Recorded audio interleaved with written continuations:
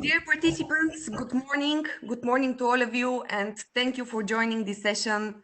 My name is Lily, and I'm the national contact point for the Horizon 2020 and particularly for the Marie Skłodowska-Curie actions in Malta.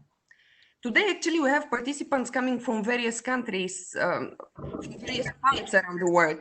So good afternoon to some of you that are coming from far countries like India and China. All of you have registered for the training as you will be submitting an application for the Marie Skłodowska-Curie actions, individual fellowship in this call, the 2020 call. As you know, this training was meant to take place back in April and in a physical training here in Malta. However, due to the current situation, is taking place now and is taking place online instead. Today's training aims at increasing the proposal writing skills for the IFCO for both the experienced researchers that will be actually writing most of the application itself, and also for their supervisors who also has to be involved in the proposal writing process. The idea is that after the training, you will be able to strengthen your proposal and it will have better chances to be funded. As you have seen from the agenda that I have sent you, we also invited some external speakers. Unfortunately, Dr. Axel Stewart from the RSSD, which is the Research Support Services Directorate at the University of Malta, will not be able to join us. However, we do have Dr. Konstantinos Makantasis, who will share his experience in applying for an individual fellowship, and also Professor Helen Gregg, who is actually an MCSA evaluator, and she will give you her insights of the evaluation procedure. The materials I have sent you by email yesterday, I hope that you received them, will be used for the practical exercises later on. We'll give you more details about how the exercise will go on a bit later on today. The idea is that the practical exercises will give you hands-on experience on how to write particular sections in the proposal, in the application form. The actual text that I sent you is taken from real successful proposals. So it will give you a good tips and good suggestions on what you should write in these particular sections. Unfortunately, of course, the time is not enough to cover the whole proposal. However, I do give you tips later on today when we go to the actual proposal template. I'll give you tips and recommendations what you should include in each one of the sections. I hope that you also had read the guide for applicants and managed to follow the recording of the individual fellowship webinar, which was held, if I'm not wrong, at the beginning of June, and the recording is available online. So it gives you just basically basic information about what the individual fellowship is about, which I will also cover in my presentation. I would also like to point out that you can always contact me after the training if something is not clear or if you have any questions. I'm here to help you. I would also like to highlight that as part of the services that we offer, we also do pre-screening of the proposals. So once you have a draft of your proposal, if you wish to, you can send it to me and I can provide you with some suggestions and tips on how you can actually improve it. This is not a technical review. I'm not an expert in the various fields that you're applying, but it's more about what you should include, what is missing, the structure suggestions, and so on. Please note that the deadline for you to send me these draft proposals will be 15th August. Of course, I know that at that point of time, you will not have the final draft. However, do not worry about it. Whatever stage you are, I can work with it and give you the suggestions. So then you will have enough time to actually make the changes and proceed with the final draft then. Then I also like to highlight that we do have Facebook and Twitter accounts. You can find us, you can see on the screen. It's Horizon 2020 Malta. We also have a YouTube channel. It's also Horizon Malta.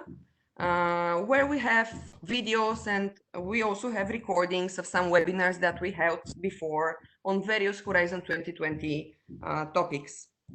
It's also very important that to register on our MCST website in order to receive updates about various events and open calls and funding opportunities about Horizon 2020. And not only, we also have the national funding opportunities there too.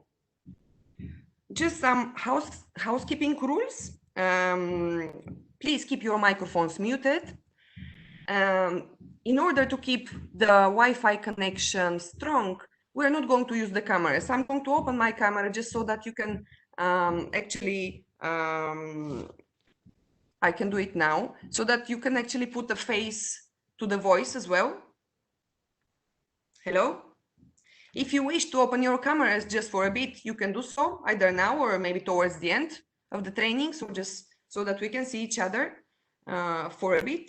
And then we have to switch them off, because in order to have a good Wi-Fi smooth proceedings, it's better to keep the bandage low.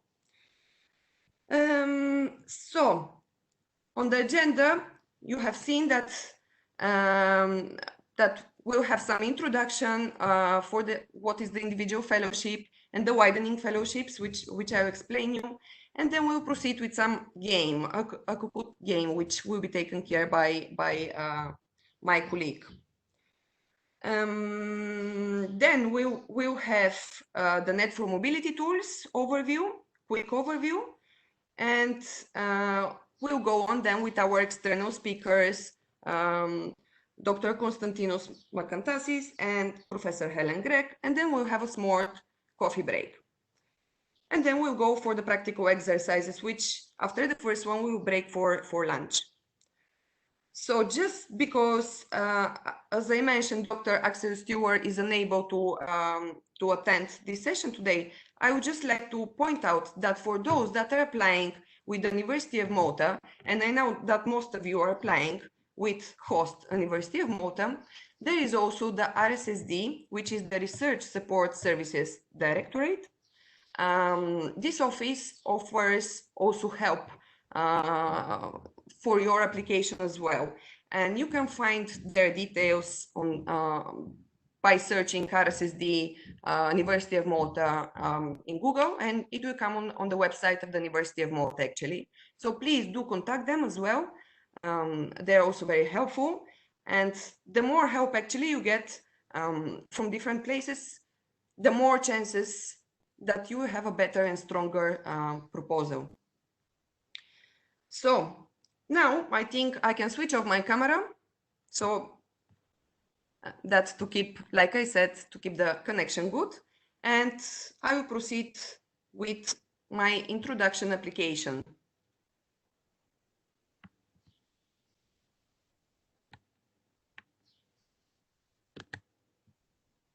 Give me a second, please.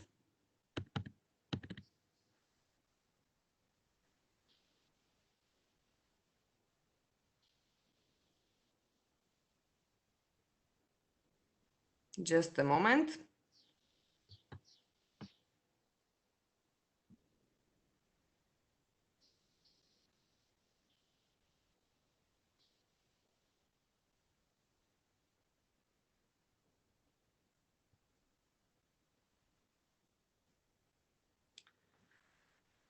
So, yes, the individual fellowship is part of the Marie Skłodowska-Curie actions. You all know who Marie Skłodowska-Curie is, I guess. It's the Nobel Prize winner. So the Commission has decided to dedicate this particular action of the Horizon 2020 program to her.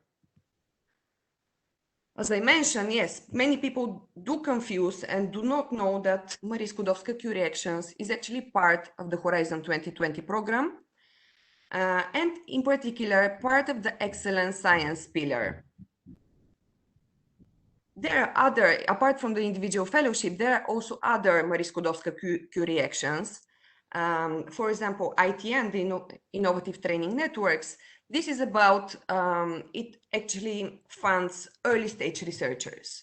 and is about, as the name says, about a network of different entities from different countries which collaborate and then get the chance to employ an early stage researcher to work on individual projects. Then we have the individual fellowship, which we'll be talking today. RISE is about staff exchanges, and here it's not only about experienced researchers, it's also about early stage researchers, it's also about management and technical staff that they're being sent to secondments in different entities. And co-fund is one opportunity where also experienced researchers like you can find opportunities for fellowships abroad. So now we're moving to the core of today's training, the individual fellowship. Some key features of the individual fellowship. So the action is completely bottom up. Any research field is eligible, any research idea is eligible to apply with. It is particular action for the experienced researchers. So experienced researchers here is meaning that either you need to have a PhD degree or else you need to have at least 4 years full-time research experience. And you can be of any nationality and any age. I just want to point out that this is actually the last call that it will remain like that, because as from Horizon Europe, which is the next framework program starting next year, there will be some changes to the individual fellowship. In particular, the 4 years full-time experience will be removed, and anyone needs to have a PhD degree, and also the age. However, it will be the scientific age. So they're going to put restrictions on who can apply in order to reduce the actual amount of applications, because this call is very popular. It receives around 10,000 applications every year, and so they're trying to decrease the oversubscription basically. And what they're planning to do is like people that researchers, scientists that took their PhD up to 8 or 9 years can apply. This is not yet decided, but they're going to do these restrictions. Of course, you need to identify a supervisor in order to apply.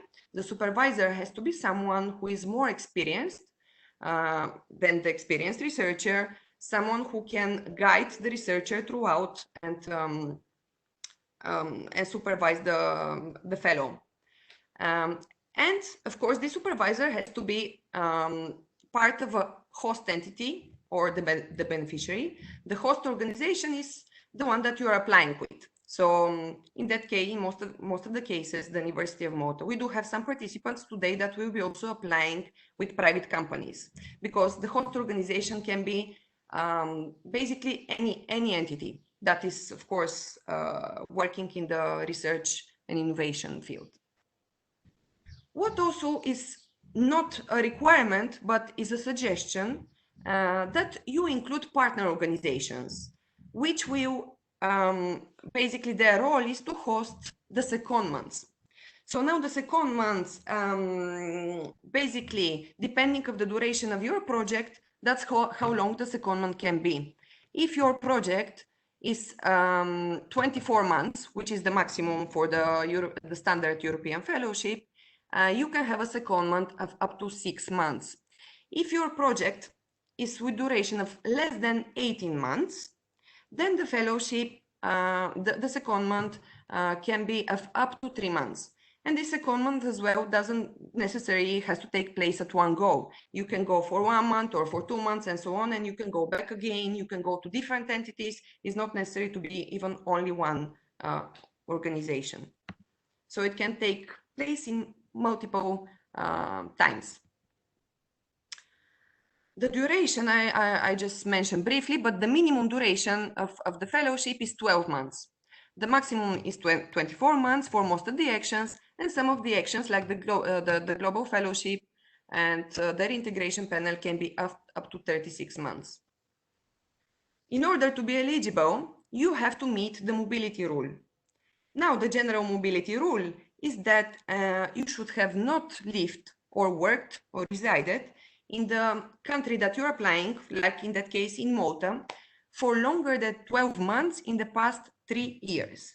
However, for the Society and Enterprise panel and Career Restart panel, there is the relaxed mobility rule, but I'll give you a bit more details in the following slides.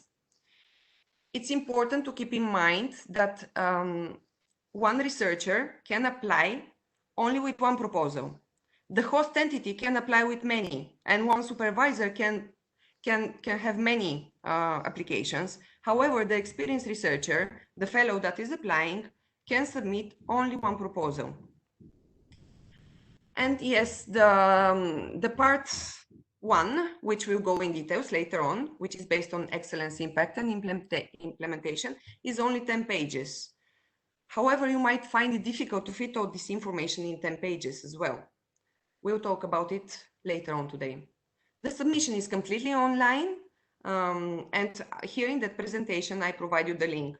Let me just tell you that we are going to send the presentations and also the recording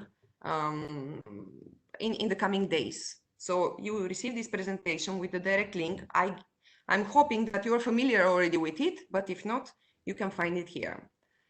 And yes, the deadline of the call is 9th September. Please do not wait until the last day, because as I mentioned, 10,000 proposals are being submitted every year. So the system might be overloaded and you might not be able to submit your application, especially if you wait in the last hours. So if you manage, please submit your application before. You might upload it, okay? You might upload it and you might not press the submit button if you want to in few days before, and just wait. If you want to do any changes, you just have a backup plan. So now the types. There are different panels in the individual fellowship. If you have read the guide for applicant, you must have noticed that already. So for the standard European fellowship, the researcher must move or have moved from any country to the member state or associated country. So associated country, there is a list, okay, but it's not in the subject of today training because you're all applying with Malta. However, there is a list of those associated countries that are eligible for the call. So the researcher here cannot have resided or carried out his or her main activity, work, studies, and so on, in the country of the beneficiary, in this case Malta, for more than 12 months in the 3 years immediately before the call deadline. Then we have the Society and Enterprise panel. This is dedicated to career opportunities for researchers seeking to work on research innovation projects in an organization from the non-academic sector. So any entity that is non-academic falls under the Society and Enterprise panel. The researcher here cannot have resided or carried out the main activity of work in Malta for longer than 3 years in the last 5 years. So this is a bit more relaxed rule in order to allow for more people to apply, because this Society and Enterprise panel is not so popular like the standard panel. So the Commission is trying to promote this panel. The reintegration panel is dedicated to researchers who wish to return and reintegrate in a longer-term research position in Europe. The researcher must be a national or long-term resident of a member state or associated country. The researcher must move or have moved directly from a third country. So we are talking like America, Canada, any third country, any country that is not a member state or associated country. And here the mobility rule is that the researcher cannot have resided or carried out the main activity, work, studies in the country of the beneficiary for more than 3 years in the last 5 years. Then we have the Career Restart panel, which provides financial support to individual researchers who wish to resume research in Europe after a career break. So maybe the researcher was unemployed or had very long sick leave or parental leave. So in that case, this will be the panel that one should apply. The experienced researcher must have had a career break in research, so they were not active in research for a continuous period of at least 12 months within the 18 months prior to the call deadline. And active in research means being employed or holding a scholarship in research.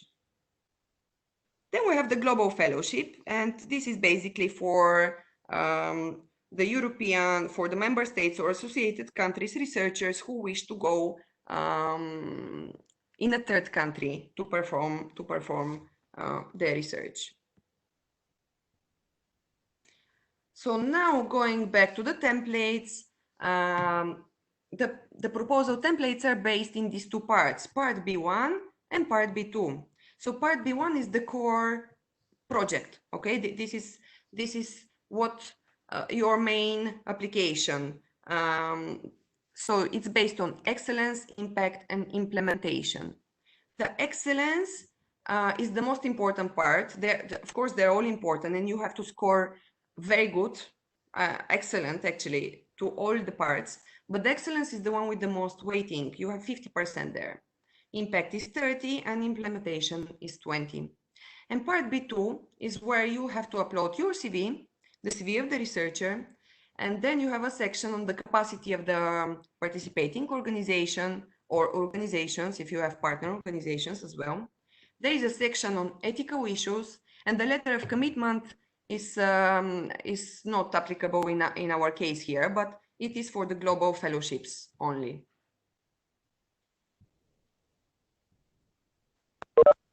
Some tips about the templates.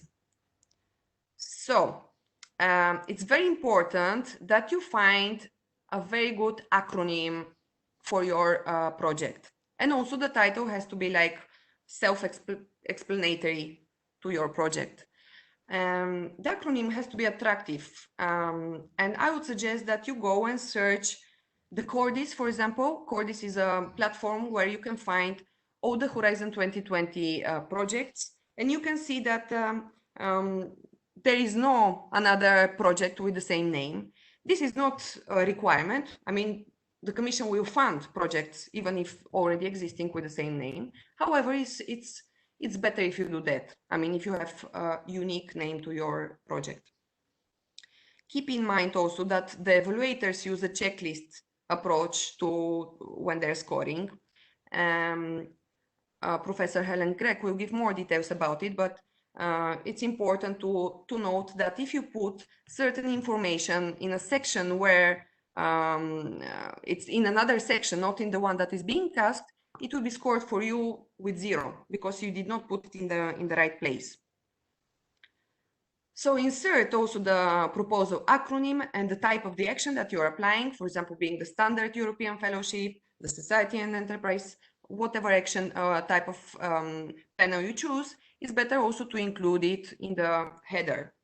And also it's good to include the page numbers. Use as many charts, diagrams, and tables that you can. One thing is that they look nice, it's not going to be only text. And second thing is they also help you save some space, because I said the 10 pages, you might not find it enough. Use highlighting where appropriate, like for example, you can underline the text or bold, italics, but do not overdo it. It's also how the text will look in front of the eyes of the evaluators. You can include literature references in the footnotes. Here you can use the font size 8 or 9. And of course, you will see once you download the templates, which I hope that you already did, but in the first page, you will see some the Commission requirements about these things, because the font size should be not less than 11. Please follow all the steps on the templates. Now about the funding, the total budget for that call is 328 million for this year. The funding is split in the researcher unit cost and institutional unit costs. So this means that basically you do not need to work out a detailed budget when you're applying. Everything comes automatically. So if your fellowship will be with 24 months duration, the system will automatically assign the budget. For the researcher, the living allowance, that is basically the salary, the core part of the salary for the researcher. So for Malta, please note that it's 84.4% of the amount you see on the living allowance. Okay, so this 4,880, you will receive 84.4% of it, plus you will be topped up with 600 euros mobility allowance. Now, if you have family, meaning that you are married or you have children that are dependent on you, no matter if they will move with you or no to Malta, you will also receive 500 euros as well. These amounts are taxable, okay? You have to pay the social security and taxes and so on, according to the national laws. Then for the host, there is the unit cost for the institution. The first one is the research, training, and networking costs, where 800 euros goes again towards to be spent for the project. This can be consumables, organization of conferences. The researcher may need to go to some particular training or to another conference. This will be the money to be used for that. And 650 euros is for the management costs. Now the widening fellowships. What are the widening fellowships? Basically, all of you, because you are applying with Malta, you have a second chance to your application. There is additional 7 million euros, which are basically dedicated for these applications that are basically with a host institution in a widening country. Now, widening countries are those that you see on the map in yellow and also in the blue. Malta is also one of them. Malta you hardly probably see from there, but Malta is a widening country, and these 7 million euros are being given from another work program, which is Spreading Excellence and Widening Participation, and it's just to give, like I said, a second chance. So now when you're applying, when you go in the system, when you're applying, you will be asked that question. And the question is, do you wish to participate to the widening fellowships and thus increase your chances of being funded? And you should say yes. If you say no, your application will not have a second chance. So the only difference is that what will happen is that if you are being selected through the widening fellowships, you will be not officially called MCSA fellow. That's it. But the funding and everything is the same. And how does it work? You don't need to do nothing extra than just submit your application just as usual for the normal call, and then the commission will be basically placing the application and selecting those that are with the top score through the normal MCSA IF 2020 call. Then those that are from the widening countries and have not been selected for funding but are above threshold will be transferred to this widening fellow, and the one that are top main listed, the one with the higher score, will automatically receive the funding. So it's a very good opportunity, a second chance for your application. Also, there is the so-called seal of excellence. So if your application scores 85 or above, you receive the seal of excellence, and you can look for funding from national schemes, for example, or structural funds. In Malta, unfortunately, we do not have this funding, but other countries, some countries do have, not all. Some statistics, like I said, the call is very competitive, a lot of applications. This is the statistics from last year's call, where we had 9,709 applications eligible. From it, you can see in the green, 7,602 are the one for the standard European fellowship.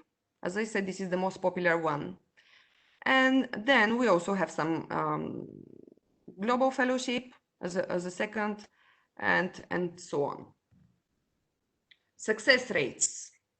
This is for the European, because we are talking here for the European fellowships, mostly. We're excluding the global fellowships. So you can see the statistics. They vary from around 13% and they go up to 26.7% for the Society and Enterprise panel. It has very, very high success rate.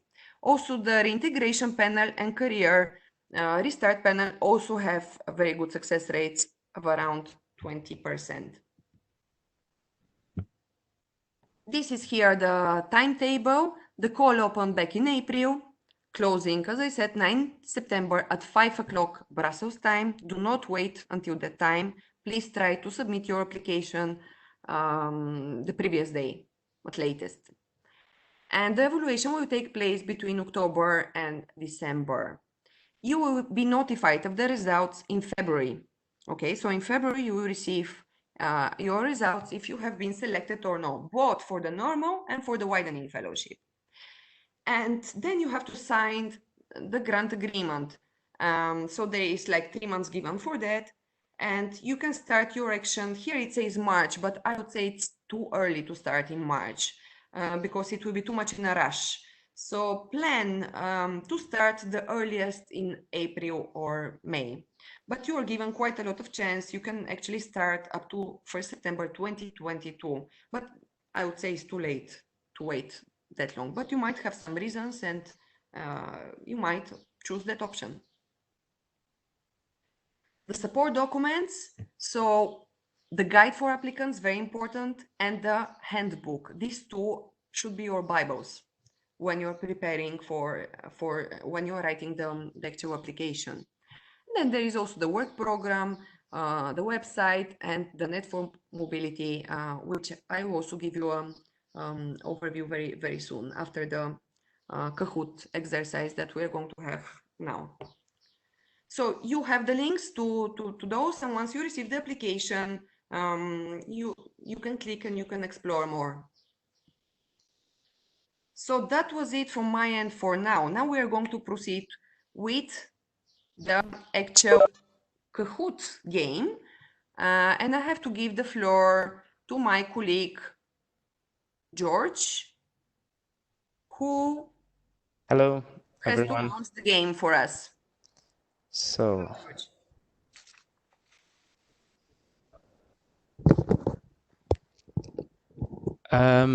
hopefully you can see the screen. Yes.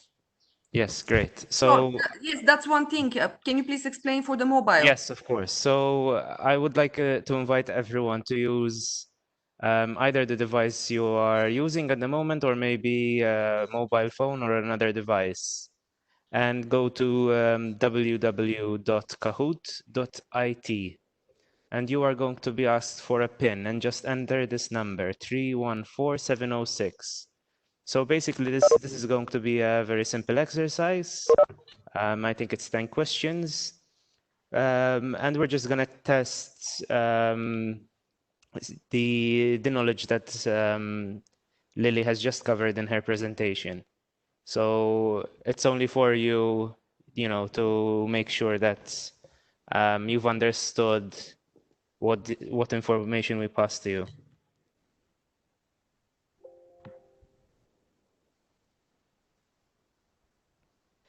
Lily or Mark, can you let me know how many participants we have so as to wait for everyone? I think it is. Now we have 6. 7. 9. Are we waiting on anyone else apart from? Okay.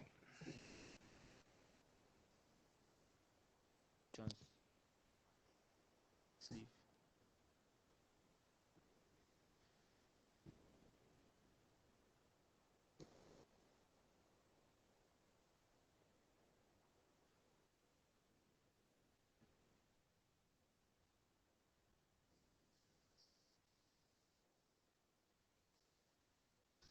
So a few of you haven't joined yet. I'll give you 1 more minute to join the Kahoot.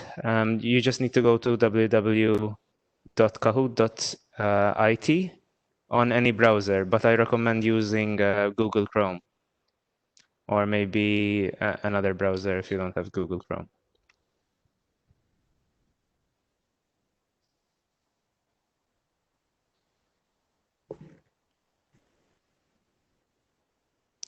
Lily, how are we with time? Do I wait a bit more? If people joined, you can start. Maybe just wait. Don't worry about it. I think we had around 17 participants, but only 9 are in at the moment. Okay, let's wait a bit then. Maybe they're trying to join. Let's wait a few minutes.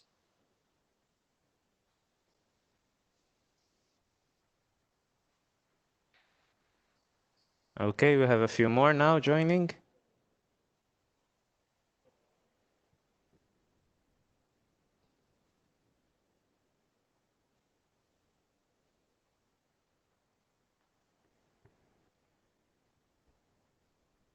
Okay, we have 12.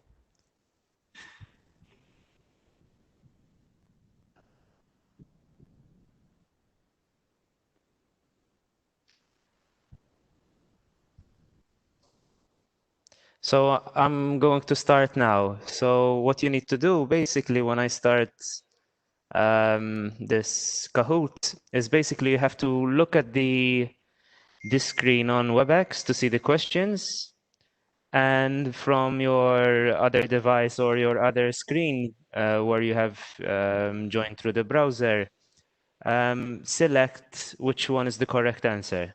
Okay, so I'm gonna start now.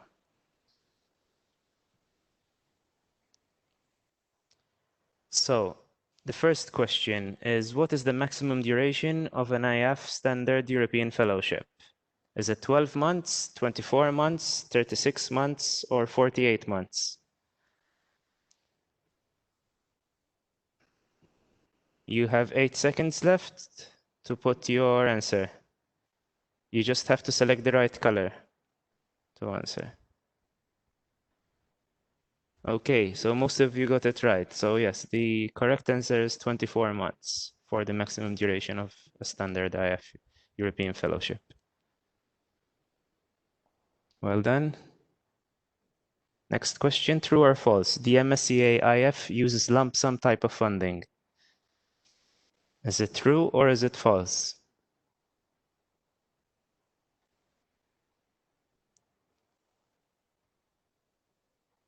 So the answer is false. In IF, we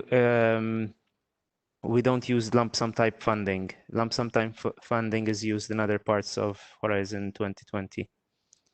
Lily, maybe later on you can come back to this and explain it again. Yeah, sure. Also, I just didn't mention that, yes, after this session, if anyone has questions, please do put them now in the chat box, and I'll be there to reply to any questions that you might have for the presentation. Okay, so I'm going to continue for now, and we'll get back to the questions at the end, after all the questions of this exercise. So next one. What is the country coefficient percentage applied for Malta? Is it 84.4%, 96%, 86.6%, or 99%? Most of you have been paying attention, it seems.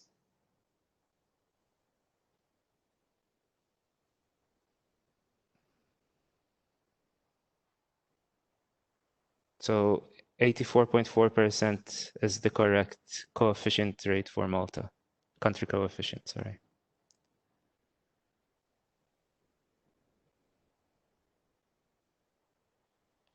Which one of the below is not part of the IFMSCA? Is it the Reintegration Panel? Is it the Career Restart Panel, Society and Enterprise Panel, or Co-Fund Action? So which one of the below is not part of IFMSCA?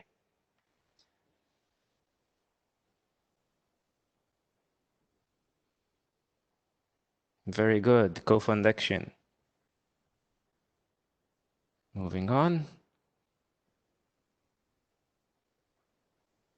An experienced researcher can submit an application without the host and the supervisor involvement. Is it true or is it false?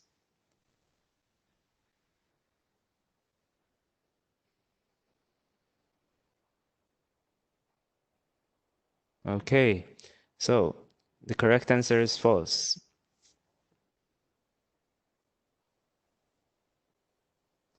Don't worry about it if you've got any of these questions wrong. Lily will cover any questions at the end. So next question. Only researchers holding European nationality are eligible for the European Fellowship. Is this true or is it false?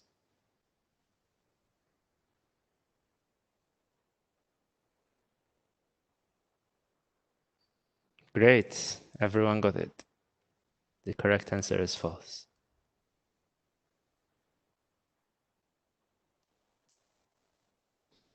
So what is the maximum number of applications a researcher can submit for the MCSA IF 2020 call? Is it 1, 2, 3, or 4? So again, the question is, what is the maximum number of application a researcher can submit for the MCSA IF 2020 call?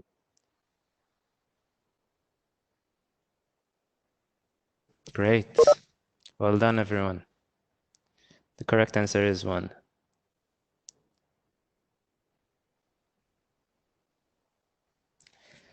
Short visits and secondments are allowed during the fellowship. Is this true or is it false?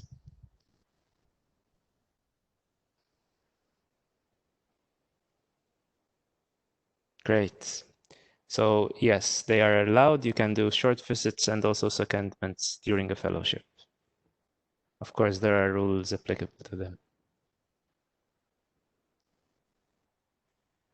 So next question. An IF project with 24 months duration can include a secondment of maximum 3 months, 6 months, 9 months, or 12 months.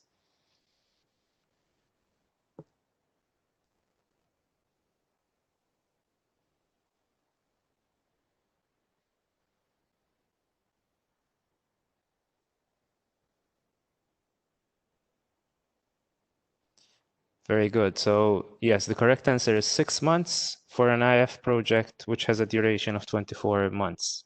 So that's the maximum duration you can have a secondment in. So our final question.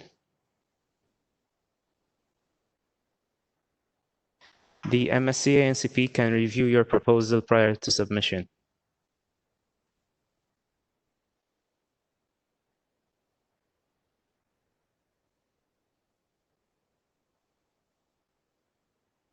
The correct answer is yes. Of course, the MSCA NCP can review your proposal, and the earlier you send it, the more feedback you will get. So I do suggest, as Lily mentioned, that you start very early so as to get as much help as possible and support, of course. So Lily, I pass the floor back to you, and I congratulate LG for getting 3rd place, Alex for coming in 2nd, and Chiara getting 10 out of 10. Well done. Well done to everyone, really well done. I'm very pleased that in most of the questions, most of you had the correct answers. So very good. I'm sure it was not only because of my presentation. I'm sure you also done your homework and you read the guide for applicants and the documents I have sent. Now, do you have any questions based on the presentation or on the questionnaire? Please either use the chat box or you can open your microphone if you wish to raise your question. So let's wait. Any questions?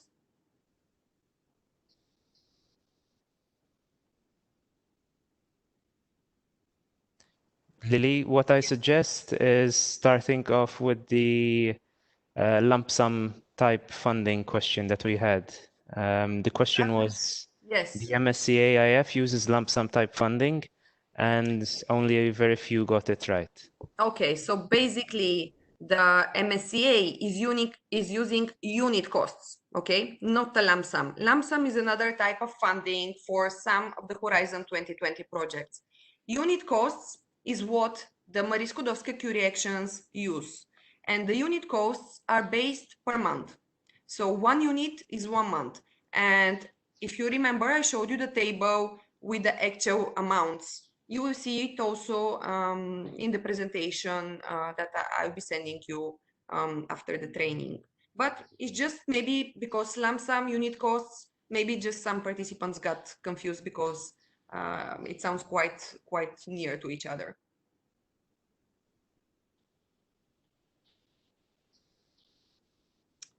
I do not see any questions.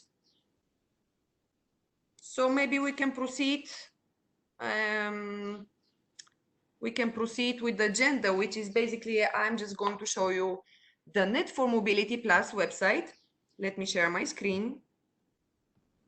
Lily, Yes. while you open the website, the other question that unfortunately we had a mixed answer to was, of course, can the MSCA NCP review your proposal prior to submission? Okay, yes, of course. I do review the applications. Please know that this is confidential. I'm not going to share this information with no one else. So do not worry. Please do send me your application if you wish to receive some comments and suggestions for improvement. I have put a deadline of 15th August for it, just because usually I get applications in the last moment, and it's very difficult to work on a few applications at the same time, because it does take time to review them. And in order for you to receive good feedback from me, please do send me this application by 15th August. I know it's not going to be the final, like I repeated before, but do not worry. Whatever kind of draft you have, please feel free to send it to me. You have my email address. So please do so. And also contact the RSSD as well if you are applying with the University of Malta, which can also help you. So let's proceed now with the website. Basically, the Net for Mobility Plus.eu, that is the website that I wanted to show you. This is a network for all the national contact points for the Marie Skłodowska-Curie actions from not only from Europe, but actually from around the world. So you can find all the contacts. You can also find the NCP that is from your country if you have one. Not every country has one, okay? But you can check here, for example, by clicking MSCA NCPs, and you can check like a full list. You know, there is a lot of information. We don't need to go now. There is also the expression of interests. So here, in cases like in that case, you know that you're applying for Malta, but you can always find countries that are hosting and entities that are hosting, providing hosting opportunity. We have our University of Malta and other ones listed here, for example. So you see the expression of interest here. However, the most important part for you, it is the scientific community tab. Here you will find a lot of information per action. And of course, we're talking the individual fellowship, so this is of your interest. We have the handbook, okay? This handbook is the one that I mentioned. That is really, it gives you such a detail on what you have to include and what not to include in the application. It goes step by step. For example, let me show you. We go on, I mean, this is covering all the parts, the B1 and the B2. But we go on the excellence, and you will find what actually the template is requesting. And then you will find a lot of tips, like, for example, describe this, a lot of tips. Then it goes in each one of the sections. It's also giving you suggestions on what sections to include in addition to the template. So you will find, if you follow that handbook, and if you have a very good research idea, of course, because excellence is very important, it's like you have such a good chances your proposal to be funded, because this handbook is based on hundreds of successful and non-successful applications. So it's really a hard work of all the NCPs from around the world who put an effort here and try to summarize everything and suggest everything. Now, what I want to do, of course, you can find also other materials like the recording of the webinar, of the IF webinar, the presentations, frequently asked questions, success stories, and so on. Now, what I would like to do is just to show you this short video of individual fellowship success story, basically.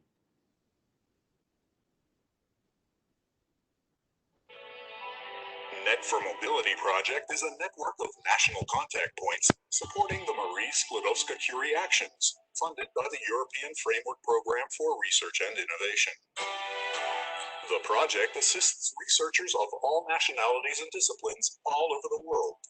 These actions enable mobility of researchers from one country to another, experiencing other research environments such as companies and academic institutions. Marie Sklodowska-Curie Individual Fellowships. Support for experienced researchers undertaking mobility between countries with the option to work outside academia. Dr. Maya Vreshin won the Individual Fellowships, and she is a Marie Curie Postdoctoral European Fellow.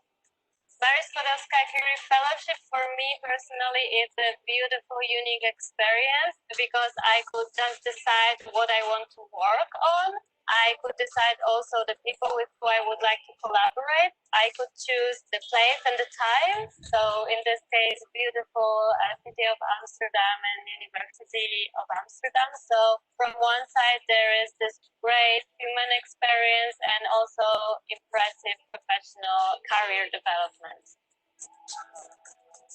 Peaceful Mind is all about emotion regulation and how we can bring some evidence-based guidelines to children to choose the right emotion regulation strategy. And we're comparing different emotion regulation strategy. We're comparing their effectiveness. We evaluating both more traditional emotion regulation strategies like cognitive reappraisal, but also mindfulness and self-compassion.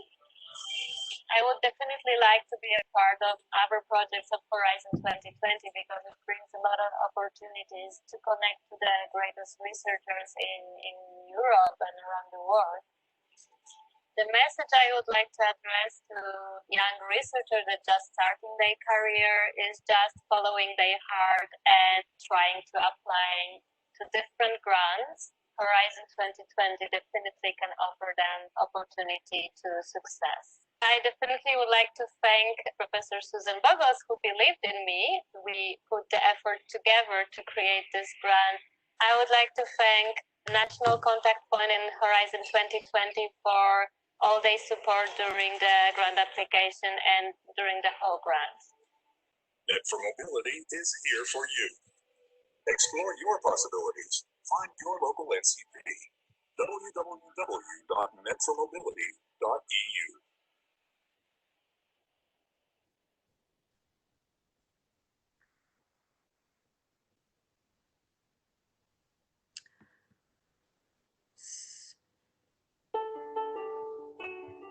Just give me a second, please.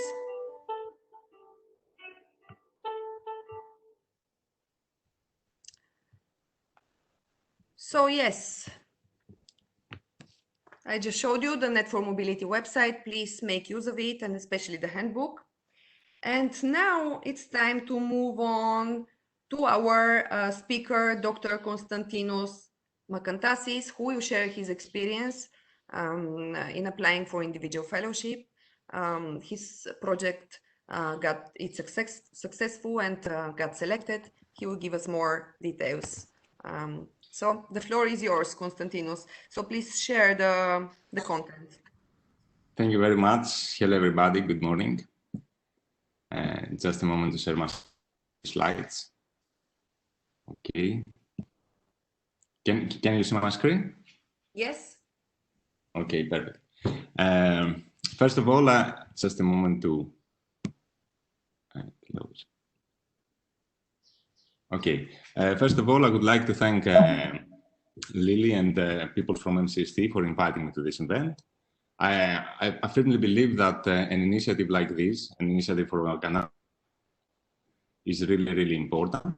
And such an event will be really helpful for future Marie Curie individual fellowship applicants. So, my name is Konstantinos Makantasis. I received my PhD in Greece at the Technical University of Crete. And after my PhD studies, I was employed as a postdoctoral researcher 1 year in Cyprus and 1 year in Greece. And now I am here in Malta. And actually, I have started to work on the Marie Curie Individual Fellowship Award within the Institute of Digital Games at the University of Malta. Well, according to my view, this kind of award is the most prestigious award for a postdoctoral researcher.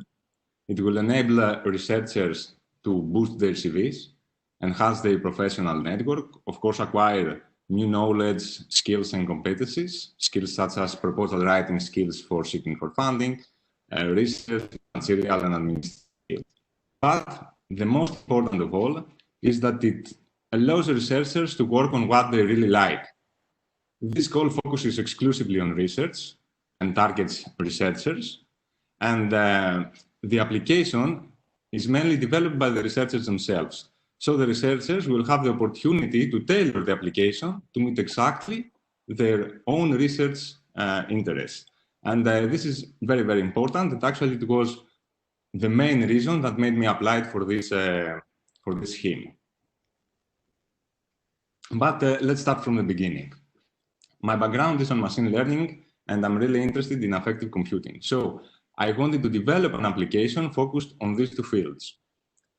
In the first place, I made some research in order to see what European institutions can potentially serve as the hosting organization for the fellowship. I didn't serve such institutions, but the first one that I contacted was the people from the Institute of Digital Games at the University of Malta, and specifically the director of the institute, Professor Giannakakis. I choose to contact the Institute of Digital Games because it is a top-ranked academic institution. According to Princeton Review, it's in the 16th place worldwide for its graduate program. The faculty members and the researchers at the institute come from different disciplines. There are, of course, computer scientists, engineers, and software developers, but also there are psychologists and philosophers. And including multidisciplinary research in the proposal, I'm sure that it adds value. It's important for the evaluation. And last but not least, Professor Giannakakis is a world leader in affective computing research. So I contacted Professor Giannakakis, and I was lucky enough, he was willing to be my supervisor. So we had several meetings in order to clarify and define the project idea. Having defined this, the project idea, I made some research and found some this kind of documents that Lily presented before a while. Unfortunately, back then I had to make the research myself. I didn't have the opportunity to attend such an event. And I started to work on the objectives and the work plan of the proposal. The objectives of the project actually are very important because they show that the project has a clear goal. And the work plan and the innovative aspects show that the project not only has a clear goal, but this goal is also timely and achievable. And actually these two things, the objectives and the work plan, correspond to the first and the third section of the proposal template. After that, I worked on the impact section. The impact is less important than to work in this order because it was easier for me. And after completing these three sections of the proposal, which actually is the core of the proposal, I sent the proposal to my supervisor and to the people from the RSSD for a review. So they came back to me with some comments and suggestions. I addressed all these comments and I included their suggestions in the proposal. And by the deadline, I had a ready proposal for submission. So I submitted the proposal and I was looking forward to the evaluation results. And after 5 months, about 5 months in February, the evaluation results came. And it was a good proposal. The evaluation was good. The score of the proposal was 87 out of 100, but it was not good enough to be funded. Okay, it was. I was a little bit disappointed, but me and my supervisor decided to give it one more chance. And actually, we decided it because we had in our disposal a good proposal. So we had just to refine and polish the already written proposal. We shouldn't have to write a new proposal from scratch. So in the first place, I read carefully and I addressed the comments from the evaluators. And actually, this was the easy part for refining the proposal, because the evaluators had spotted the weaknesses of the project. So it was easy for me. I was knowing what things I should change and where to focus. So I addressed the comments from the evaluators, but after that, I didn't know what else should I change and where else to focus. And at that point, we contacted Lily. Lily is the national contact point, and is very, very experienced in this kind of polls. And we asked her feedback. Fortunately enough, Lily was willing to help us, so we sent her our proposal, and he came back to us with some very, very detailed comments and suggestions. You know, this kind of comments and suggestions that a very experienced person can make. I addressed all these comments and I included the suggestions in the proposal. And at that point, I was feeling that the proposal was very, very good. But that was not the end of the proposal preparation. Around 1 year ago and 4 to 5 months before the Marie Curie deadline, MCST announced a very, very specific call, the IPASS Plus call.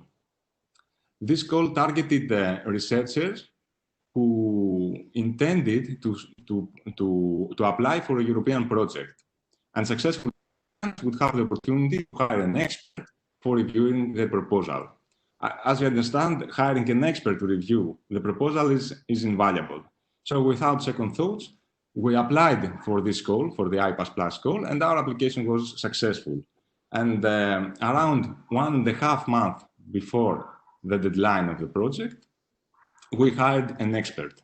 We had some refinement and polishing iterations. The expert gave us very, very important comments, suggestions, and tips in order to make the proposal more beautiful, let's say. So by the deadline, I was really feeling that the proposal was much, much better than the previous one. So I submitted, and I was looking forward to the evaluation results once more. And the evaluation results actually came again on February, and this time the evaluation was positive. Indeed, this project was better than the previous one. Its score was 90 out of 100. But again, it was funded under the Widening Fellowships. I was very, very happy, but the next days, and actually not only days, the next weeks, we collaborated with the university in order to prepare all necessary paperwork, and the project was started on the 1st of July. It's very recent. So based on all this, I would strongly suggest every postdoctoral researcher to apply for this call. I mean, the researchers have nothing to lose. Okay, they can enhance their CV, their network, acquire new skills, and the most important, to work on what they really like. I know that this is a competitive call, but I would strongly suggest everyone to give it a try, 2 tries or even more tries. And actually, my second application was the one that has been selected for funding. It was not the first one. That was about the proposal preparation process. Before closing, I'd like to say a few things about the project itself. The acronym of the project is TAMED, stands for Tensor-Based Machine Learning Toward General Models of Effect. This is the website of the project. It's already up and running. The main objective of the project is to devise methods and algorithms for realizing aspects of general emotional intelligence. In other words, the objective of the project is to develop techniques that are able to capture human emotions in a context-free and subject-free manner. Towards this direction, we will be the first one that we will develop tensor-based preference deployment models, capture general of effect. These models will be tested on the domain of digital games, which, as you can imagine, can offer complex and well-defined problems for exploring the capacities of general artificial intelligence. So that goes all from me. Before closing, I'd like to thank Lily, the people from MCSA, and the people from RSSD for the support in developing this proposal, and in general, everyone who support me in the preparation process. Thank you very much. Thank you, Konstantinos. Very, very useful insights of the application process. Yeah, I just want to mention that there was the same opportunity for everyone that is present today. I did inform them that they can apply for the iPass Plus. Unfortunately, only one of them took the opportunity and they did. But yes, the more reviews you have from outsiders and people, especially that are not technical in the subject, I think is the better. So unfortunately, now the iPass Plus is closed, and most of the people, most of the supervisors did not apply, apart from this one. But yes. Yes, the iPass Plus was very, very important, and it's very important actually to have reviews from people that really know the topic. Yeah. Not general reviews. It's very, very helpful to contact people that are experts. As well, yes, of course, of course. And this seminar is very, very important. Thank you, Konstantinos. I see that there are some questions now. Probably they were put before, but I could not see them. So regarding, there are a few questions there. Let's start with Helen. If it's okay, we'll just take a few minutes for the questions, and then I will continue with your presentation. Is that okay? Yep. Yes, it's fine. Okay. So there is one. Could you please explain new requirements for age and the year PhD?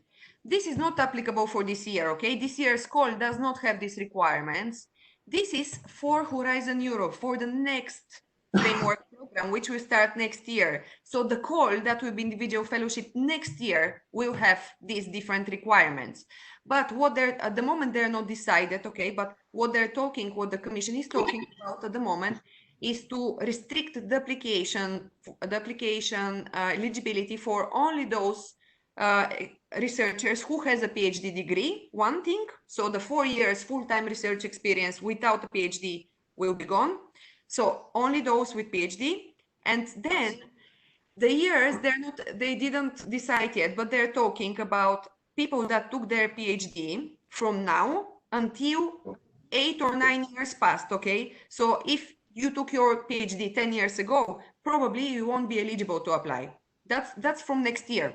Don't think about it now, okay? So now, anyone that meets the normal requirements, 4 times full-time research experience or PhD degree at any age, even scientific age, is eligible to apply. Don't think about it now. So we'll see what happens next year.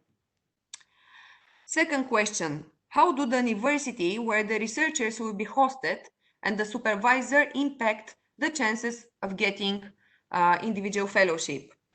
Yeah, the university lately is doing good. To be honest, Konstantinos was one of the first in the last few years, so he started the process. Now in last year we got another more applications. So at the moment the university profile is boosting in that. Of course, it's very important the experience of the supervisor that you have selected.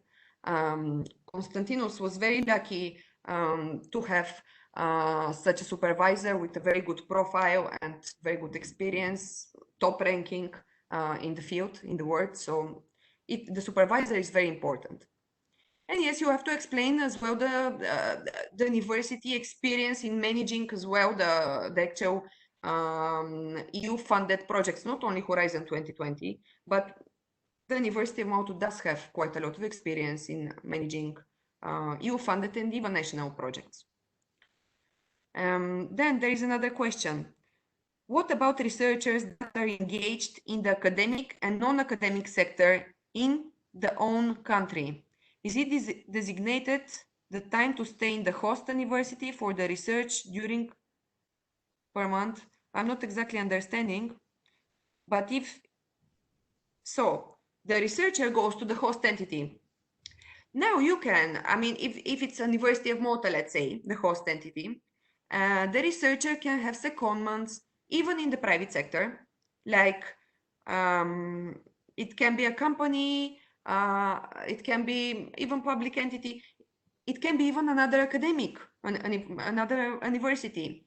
It's important that it makes sense for the project. It's important that your secondment, your visit there is for particular need. Either, for example, that you have another co-supervisor there who will be able to transfer some knowledge to you, or else there is certain equipment that the University of Malta, for example, doesn't have and you need it for your project, or they have certain data that you need. I mean, it has to make sense. I'm not sure if I replied to that question. So, Wazir, if you feel like clarifying it a bit. Or else if you're happy with the answer, just let me know.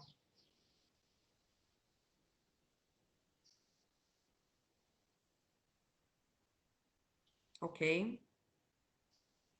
Maybe we can now proceed with the next presentation from Professor Helen Gregg. As I said, she works at the University of Malta, but she's also an evaluator for the individual fellowships.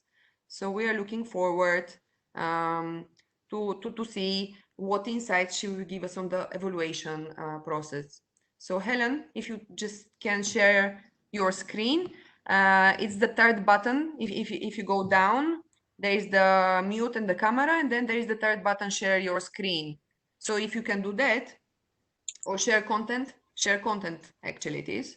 So if you can do it, please, the floor is yours. Okay. I hope you can see the screen and you can hear me. Okay. We see and we hear. Thank Good. you. Okay. Good morning, and thank you for giving me the opportunity, for the invitation. Thank you, participants, for listening. I'm going to speak and present here as an evaluator, but I would like to tell you that I have also been in the other role, because I am a Marie Curie Fellow. I think I was the first one in Malta quite a few years ago. Lily was still a child. Now I got it in 2011, actually, and it was a very positive experience. I went to Ireland. And I also, before that, I had got another Marie Curie. It used to be TOK, transfer of knowledge. Nowadays, the ITNs are quite similar, in fact. So I've been very lucky being attached with the program. But without much ado, I'll proceed within my role here as an evaluator. And I've been doing this for quite a number of years. And in the recent years, I've also been a vice chair. So my role is slightly different, where I actually help with the selection of experts and monitor their evaluations, and then prepare the final report, which is the ESR, and do the double checking. Okay, anyway, I will be telling you about this. So, as an evaluator, what is expected of us? We need to be efficient, because we have a time spent to do this, and effective. It's very important. They give us training, they give us guidelines, we have to abide by those guidelines, and we need to double check. There's enough time, just about enough, because it's quite a tedious process, as you can see, to double check our work before we submit it. So basically, as evaluators, what do we look at? As Lily said, we do have guidelines, but in general, this is what we look at, okay? We check about the who, I'll be telling you more about it, what is being proposed, why, it's very important, justification, where is the expert going, the researcher is going, how, so it's very important, how it will be done, how the project will be implemented, and also when. The timelines, because they also need to be very efficient because they're monitored during the project phase. So who? It's important that evaluators look at, and that's why Lily referred to two parts of the proposal. And in one of the parts, you're probably quite familiar with them, we check about whether everyone is taking responsibility. It's not just the researcher. We need to look at the supervisor. We need to look at the host institution. And they need to accept ownership. So we look for this. So it's important that you mention how committed they are. And very often including the partners, or rather, in this case, if you intend being seconded, it helps. And I'm not sure whether it's obligatory, but Lily will tell you. But we look for letters of intent, okay? Whether they're ready to accept you for secondment, blah, blah, blah. Okay, and what? Primarily, we look at the aim of the project. Is it clear? The objectives and how you will address those objectives, each and every objective. The important thing is, and that would score a lot, if the project really goes beyond the state of the art. So what I've highlighted in red is what is important for you to remember, to put down in your proposal. So highlight that your proposal and how it's going to go beyond the state of the art, beyond what we already know about the scientific aspect of your project or the domain that you're talking about. Okay, so very often, also Lily mentioned tables, figures help, especially because of the word limit. Just want to tell you here, what we receive as experts is 10 pages. If, let's say, you write 11, the commission, because these are filtered before they come to us, will put a line and state, this is, there was more text, but you need to evaluate up to here. So whatever extra you put in will not be evaluated at all. So it's important that you don't go beyond the page limit. Also, if you use a smaller font, it is unacceptable, and they will inform us. So please don't make your proposal ineligible because of criteria that are need to be adhered to.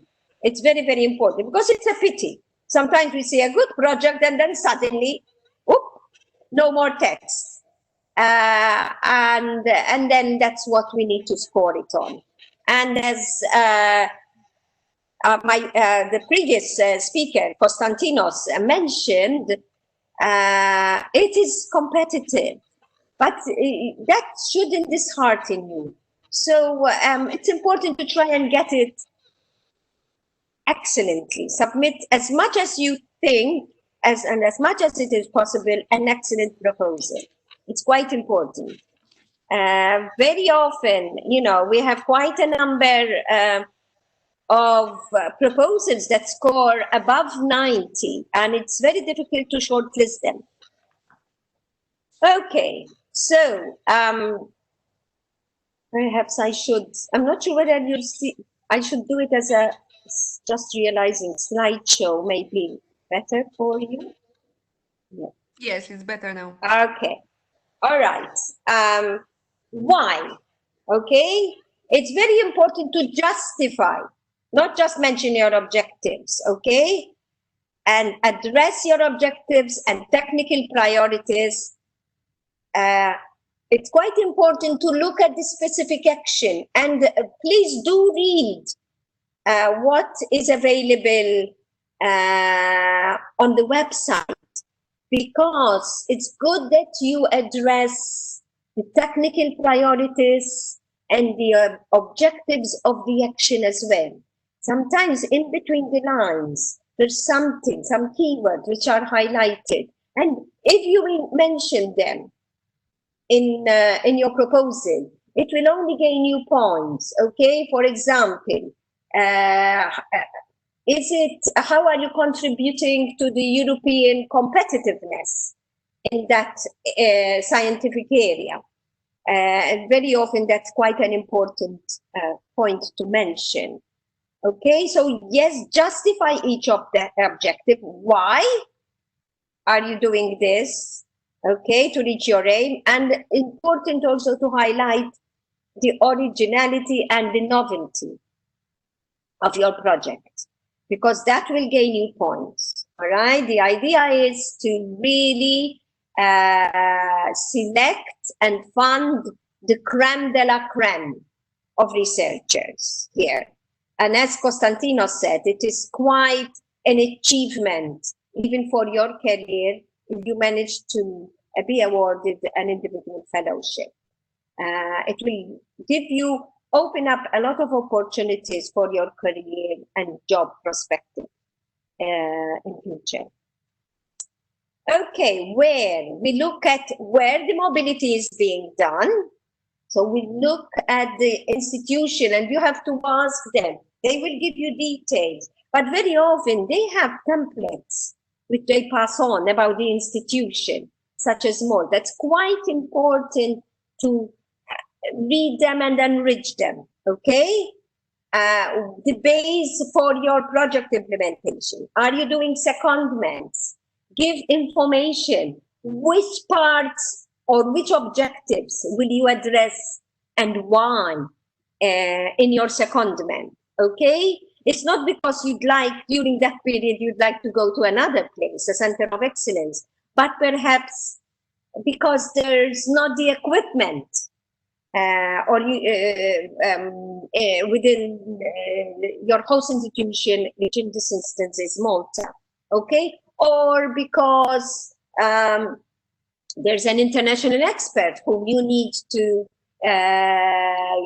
get advice from, or because they have a good database which you can tap on or share, which they could share with you. So it's important to also justify your secondment, not just mention that you want to go here and there, okay?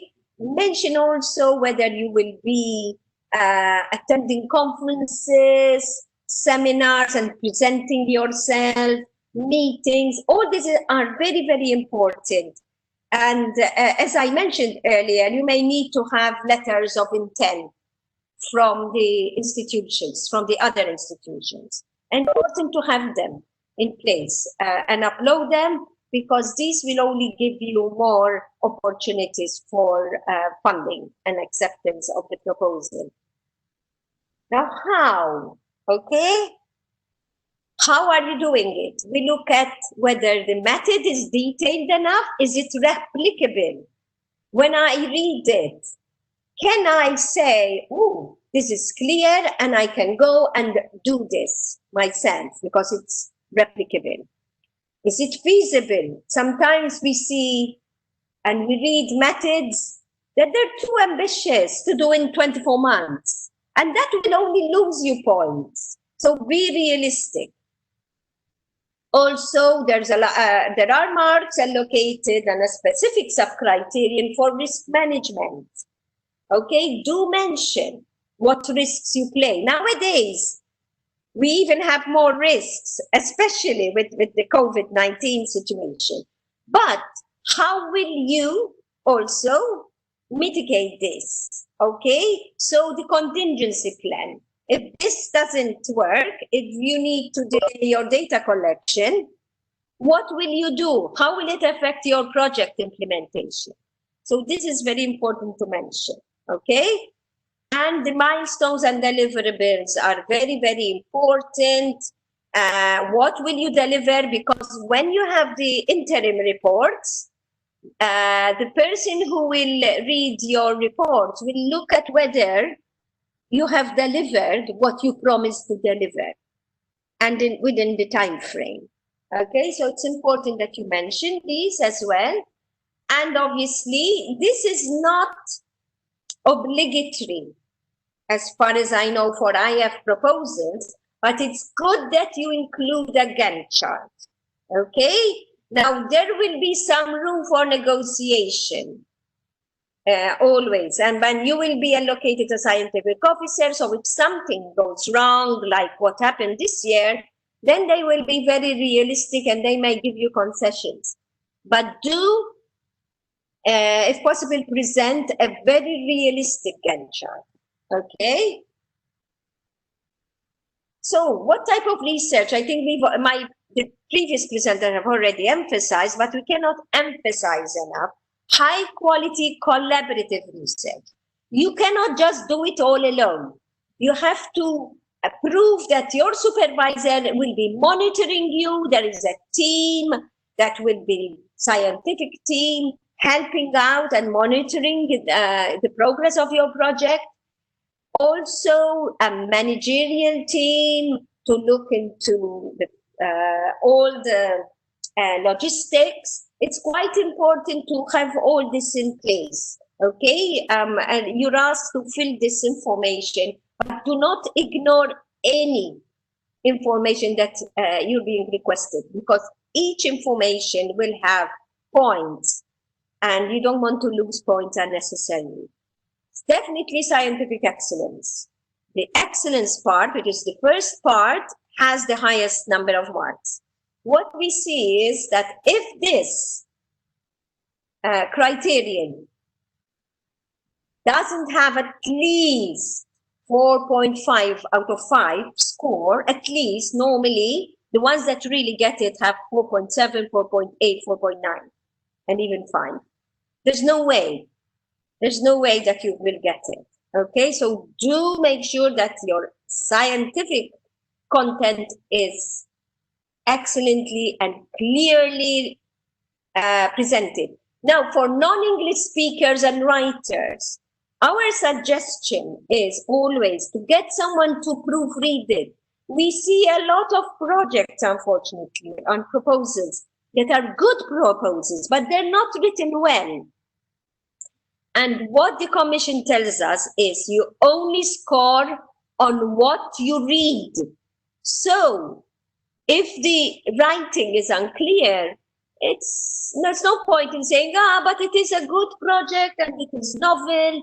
No, if it's not written well, then you won't get the score. Okay? And it's important to mention, as I said earlier, the strategic objectives of the action, high socio-economic impact. It's quite important to mention that, okay? And what is a priority in the European research area, ERA? If you can fit it in there, it will enhance your proposal. Management, I cannot emphasize enough, as I said, you do not just assume that because the institution will send you information, okay, about their professional management team, but read through and see if it's good enough and clear enough. If not, request more information, because the proposal is yours and you're submitting it, okay? And the implementation, is it professional enough? Are there any loops? It's quite important to read through. And my suggestion is, once you have it ready, go through, don't worry, go through these and Lily's and Constantino's presentations. They will only help you. You can tick whether you're happy with your proposal given what we are highlighting here, okay? So again, implementation, although it has only 20%, it's still important, okay? And the team has to be convincing in its efficiency and effectiveness. There's no point in saying, oh, the supervisor will see the researcher on a regular basis. How regular? That's not good enough. Okay? Be and negotiate with the supervisor before. These are normally experts who are very busy with other projects within their own institution and other commitments. So do get them to commit themselves, because as a host institution, they will get money as well. But it's important that they actually give a favorable and significant input to your project as well. So how will you communicate? That's important. Okay, the information, your results, and how will you communicate internally? Who will be monitoring you? Reporting, will there be progress reports also requested by your institution? Will you have to present your progress to a team of experts? Finance management, there's normally, within the institution, there's normally a team who will help you with the finance management of the project. But do check about it. I know Malta, they're very, very good nowadays, and they really help you. But do check. Okay, who will be responsible for the finance management? How will that be done? And again, I mention again here because it's important. We see a lot of this information about risk management, contingency plans, because it comes at the end. So it's done very briefly, because by the time you reach the end of the proposal, you're exhausted. It will take some time to write your proposal, of course, but this is important. We want to see how you're going to tackle any risks realistically. Okay? So who are the expert evaluators? Right? You're very interested to know who they are, of course. So they are scientists, researchers, business people, managers from different companies as well. Not just academics. There is a mixture of both from industry, but they're always experts within that field, and academia. And we select evaluators depending on the requirement of the call, obviously, the topic, the expertise, and their experience. So bear that in mind while you're writing the proposal. Now, normally, and until, as far as I know, even this year, there will be different panels. So your project proposal will fall within one of these panels. Okay, and the experts are chosen accordingly. There's also one domain which is the transdisciplinary, and then they pool different experts from depending on the nature of the project as well.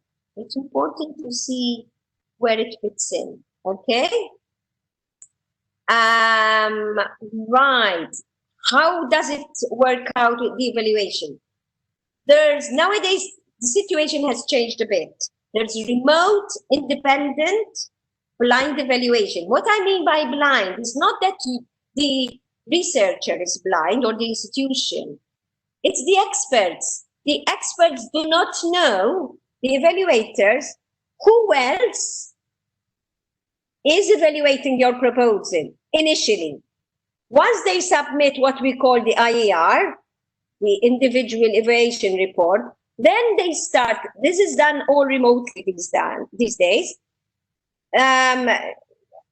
meeting virtually to discuss the proposal through consensus meetings.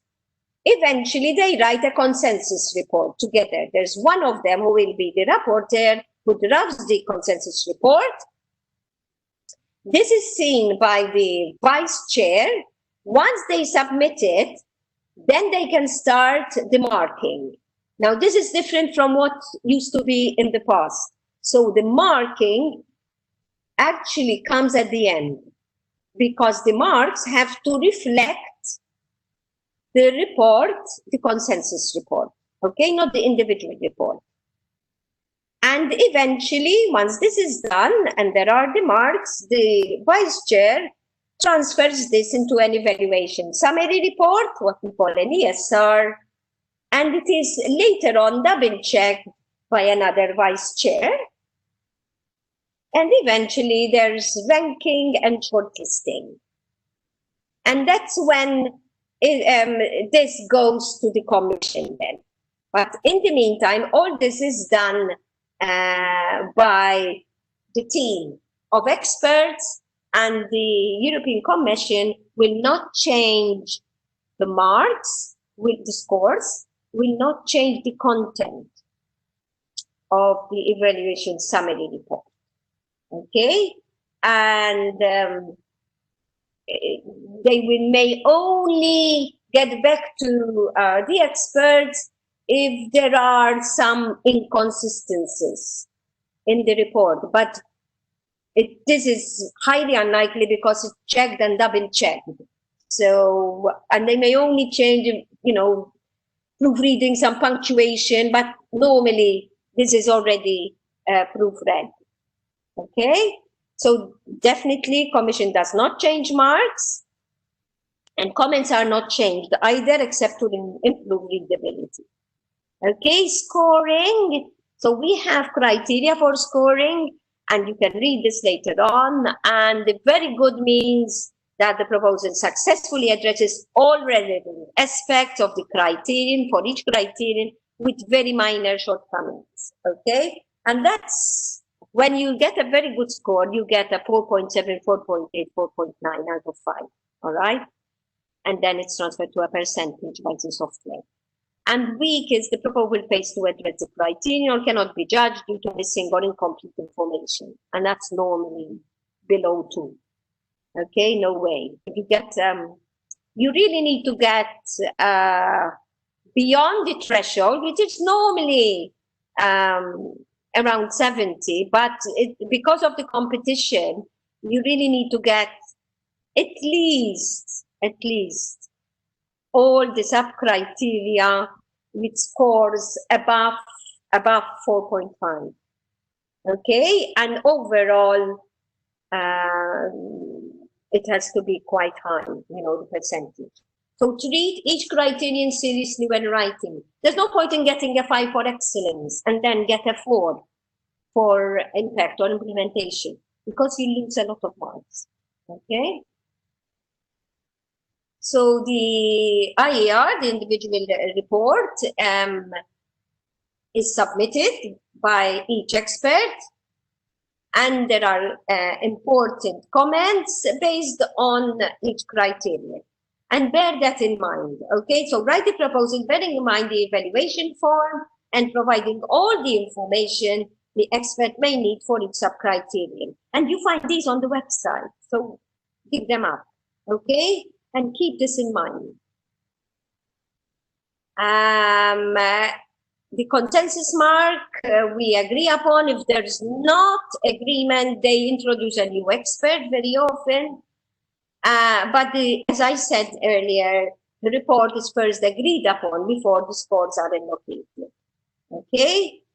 And what is good about the ESR, which is sent to the researcher, okay, who submits the proposal, is that, as Konstantinos mentioned, if it is unsuccessful, there are good points. They give you strengths and weaknesses. And next time, when you resubmit, it's very often that you don't get it in the first submission. Konstantinos said he didn't get it in first submission. I got it on resubmission as well. Okay? So, but don't be disheartened, just address those weaknesses. But you will have different experts next time round. So don't think that you have the same experts, okay? Now, if it is a resubmission, nowadays, this is also new. The commission will not tell us until the very, very end. And very often, once the scoring is done, and the report is submitted and the scores are submitted, then the vice chair will inform the rapporteur that this is a resubmission. So they double check that there are no major discrepancies. So you will not know that it's a resubmission, okay, as an expert, which is good. There's no bias, okay? Ethical issues, we just have to highlight if there are ethical issues. We do not evaluate for ethics, but We highlight them and then it goes to another panel. Okay? And the ethical issues report will be signed by the commission and a member of a separate group. Okay? So there's the ethical issues are addressed normally a week after all is submitted by the experts. Okay? And they look at ethical issues if they are highlighted. So I think I've taken a lot of time. I wish you the very best. Don't give up. I mean, successful people like Konstantinos and myself are people like you. We tried our luck and we didn't give up. And it's worth, because it opens a new horizon for you if you get an IF. So good luck. Thank you very much, Helen. It was very, very interesting to hear the insights of the evaluation process and also your experience as well. Yes, the IF is very prestigious and it boosts the career of the researcher. So good luck, yes, to all of you that are applying. I would like to ask if there are any questions to Helen or to Konstantinos at that point of time. Don't see anything in the chat box, but just double checking. Sorry for interrupting. There is something in my chat box, actually. Just a moment to find it. Dr. Arti Ozarkar asks if we can elaborate more on the IPASS Plus call. Okay, I can do that. Okay. But basically it's closed now, so you will not be able to apply. However, some time ago when the call opened, I did notify all the supervisors that you have indicated. I did contact them and I did tell them about that opportunity. Basically what it is that IPASS Plus Part B, because it's split in two parts, provides the opportunity for basically the host entity, which is being a coordinator. However, for the individual fellowship, the host entity is a coordinator, or if you are a coordinator of any other Horizon 2020 project, to apply and receive funding of up to 5,000 euros to be used to hire a consultant or proposal writer. Okay, so this was the opportunity. Basically, you could select anyone from any part of the world, not only from Malta. It could be a foreign expert from Europe or from anywhere in the world. It was important that is an experienced in the topic. So yes, what Konstantinos made use of it was that they get the chance, they hire somebody that had experience on individual fellowship and provided an additional help.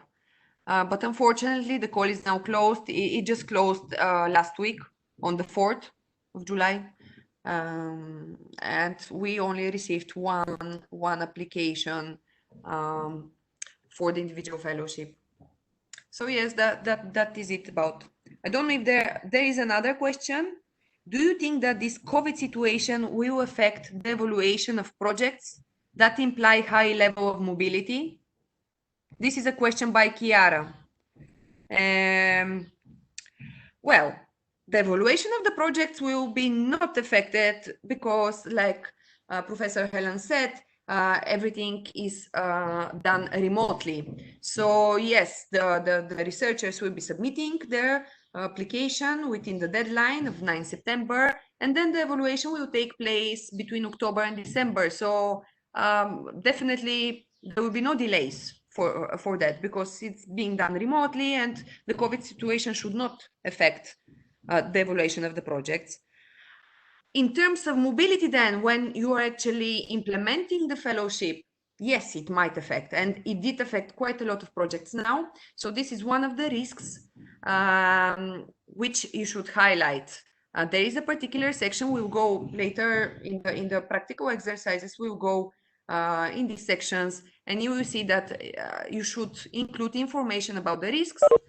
And I would definitely suggest that all of you include one of the risks is a pandemic or COVID-19 situation, because this will affect the mobility in terms if you have a secondment that needs to take place or a visit. it will definitely affect it if repeats once again the same situation. There is another question. In the case of a resubmission, we could mention the previous comments. Helen, what do you think about that? Can you hear me? Yes, yes. We see some who do, some who don't. You're not obliged to do it because they are going to be completely different experts. Okay. But do address the weaknesses. Okay? Because if they were the same experts, then it's important to remind them what they had commented on or considered as weakness. But these are going to be a completely different panel. Yes, I agree. But Okay. yes, sometimes there are researchers that do not agree with the comments, and then yes, you are not obliged to address it, but most of the comments are very valid from the evaluators, and yes, of course to address them. And sometimes, rarely, but sometimes they have a right. Researchers may appeal if they feel that comments are not fair. In the ESR, in the evaluation summary report. But this is very, very rare. Okay?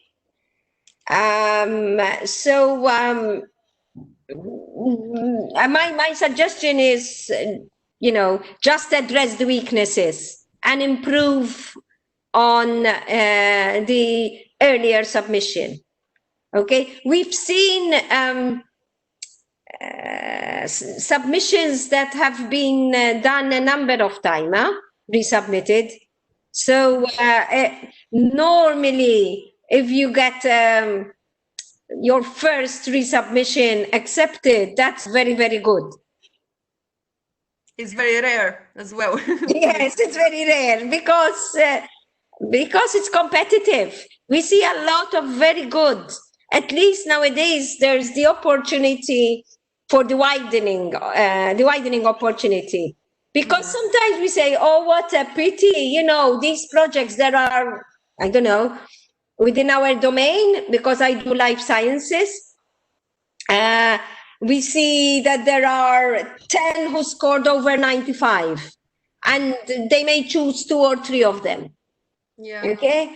Life sciences is the highest that you get always. You always get the highest number. And now there's the opportunity that at least a few of them will be at least considered at the widening level. Because it's a pity. I know I had a PhD student myself, past PhD student, of course, and she submitted a couple of years ago, and she got a very good score, but it didn't go through. And I said, you just need to resubmit, don't worry. And she was so disheartened, because she thought it was such a good proposal. But it's very competitive, like any funding opportunity, really. So, but I think this time, to be honest, they may have some money left from Horizon 2020. I don't know. I'm not telling you this. I'm just thinking that if they have some money left, they may fund more. But the number of projects that will be funded is the decision of the Commission. We only shortlist. Absolutely. Okay. Thank you. Thank you very much, Helen. Thank you very much, Konstantinos. Thank you very much for your intervention. And now I see that there are no more questions, so I think we should break for coffee, maybe just 10 minutes. Now at the moment is 11 o'clock. So maybe if we come back in 10 minutes time, 10 past 11, and then we'll start with the actual, we'll start going through the actual template with section 1, the excellence. So yes, please keep your microphones now at the moment muted and cameras off, and we'll meet back in 10 minutes time. Enjoy your coffee, and I'm sorry we cannot serve it for you, but hopefully another time. Thank you. Thank you very much.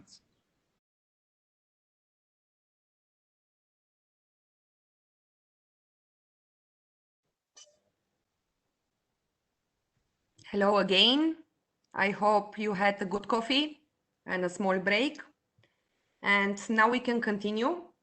So now on the screen, you should be seeing the actual part B1 of the template. You can download the templates if you didn't do so. You can download them once you go on the funding contenders portal on the actual link of the call, which you should know, but you can also see from my presentation that I'm going to share with you. And then you can press on the Start Submission button. You have to select, of course, the panel that you are applying with. Is it the Standard European Fellowship? Is it the Reintegration panel? Is it the Career Restart panel? The Society and Enterprise panel? You click Start Submission, and then you have on the left side of your screens then download templates. You just click on it and you just download them. The templates are in Word document. Part A, actually Part A, because this is Part B, okay? Part A is online format. You have to include some administrative data about the project, about you, and about the host entity. Now we are going to talk about Part B1, and in particular, we are starting with the excellence, okay? Just to point out that this is the first page, okay? And you have here all the explanation about the font, literature references, and so on. Read this carefully and do pay attention and adhere to what are the requirements. So now we are going to here to the first part. So I will give you some recommendations of what you should include in the proposal here. Then you will work on the practical exercise. I hope that you all have received the documents that I have sent you yesterday. And then you will have like some questions that you need to answer for these particular sections. We'll give you some explanation after my intervention here. So, the template itself is self-explanatory and gives you a very good structured detail on what you should write about. There are four main subsections in this section, in the excellence part. The first one is, as you can see on the screen, 1.1, quality and credibility of the research innovation project, the level of novelty, appropriate consideration of the inter and multidisciplinary and gender aspects. So you have to address all that. Apart from what it is included here as a detail, I would recommend you that you include even more subsections under each one. For example, you can include 1.1.1, introduction and state of the art. Each one of these sentences that you see here under section 1.1 can be a subsection actually. And it's in this way, you will make it clear that you're addressing each one of the points directly. For the evaluators, it will be more clear. For the introduction, I would suggest that you start with a paragraph that presents the overall aim of the project. This first paragraph is very important, okay? So immediately you clarify what is the research about, who are you, who is the researcher, who is the supervisor, who is the host entity, and even if you can also include here who is the supervisor. You just give an overview of what this fellowship is about. This first paragraph is very, very important. So you have to make it clear right from the beginning. Then you should explain the importance of the research being carried out and how it addresses a challenge or a priority at a global or European level. You then need to explain the state of the art. So you can put either a subsection or you can just highlight like state of the art and break the state of the art into two separate short paragraphs. Not two, it can be 1 or 2, 3, but each one focusing on a separate part of the research project. Each paragraph should be focused and relate to a specific objective of the project. For each paragraph, briefly outline the current level of the knowledge and the research, and highlight how the project will progress the research beyond the current state of the art. Use up-to-date references. You can include them in footnotes. You should then include the specific objectives of the project. Each research objective should correspond to the research work packages. For example, you can have objective 1, which is linked to work package 2. And the number, it's better to number the objectives, like objective 1, objective 2, objective 3, and each one should correspond to a technical work package dedicated for this research. Then I would suggest that you include a section 1.1.2, where you should discuss the research methodology and the approach, and highlight the type of the research and innovation activities that you are proposing. Break this section into bullet points to describe the steps of the methods that you will take to achieve the research objectives proposed. Highlight the experiments, blocks of work that you will be carrying out, the techniques and the equipment that you will be using. If a secondment or short visits are included, be specific about why they are needed in terms of the work being carried out. Maybe you need, like we already mentioned, maybe you need to use particular equipment, or you need to access data that your host entity does not have. So for each method described, put in brackets the research work package that it relates to.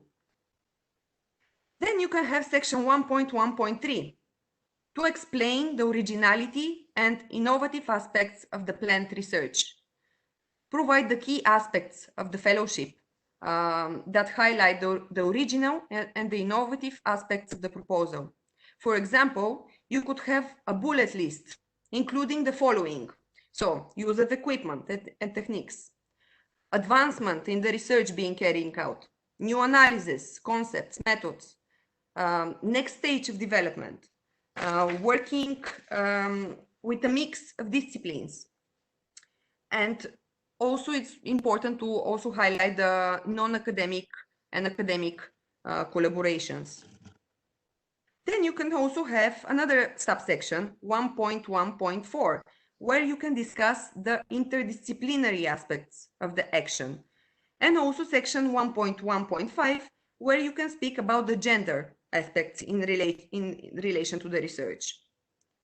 It's important very often that we see proposals that do not address the gender aspects, because you automatically think my research does not involve any gender aspects. And even if it doesn't, just please state that. Say, my project does not have any research, any gender aspects related. Because if you do not state that, the evaluators will often come up with a comment, gender aspects have not been addressed. So even if you do not have, please do include a statement just mentioning that. So then we are moving to section 1.2. As you can see in the screen.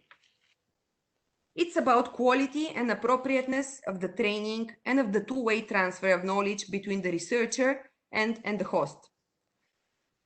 You could break this section in two parts. As you see in the template, how the researcher will receive the knowledge at the host and how the researcher will transfer the knowledge to the host. In the first one, where the researcher will receive the knowledge from the host, describe how you and your supervisor will develop a career development plan. So this career development plan is not to be included at the point of the proposal template. However, you should mention that you are going to develop one during the actual implementation. Also describe that you will receive training in the following types of skills. You can break them to research skills, additional research skills, and transferable and complementary skills. The research skills are the core skills related to your projects. The additional research skills are the skills that will advance your competencies in the research areas. And transferable skills are the skills that you acquire and transfer to future employment settings. We will talk about these transferable skills, even they're part of our exercise. In the second section, the one where you will transfer the knowledge to the host, describe your current expertise, the skills, and the state-of-the-art techniques that you have.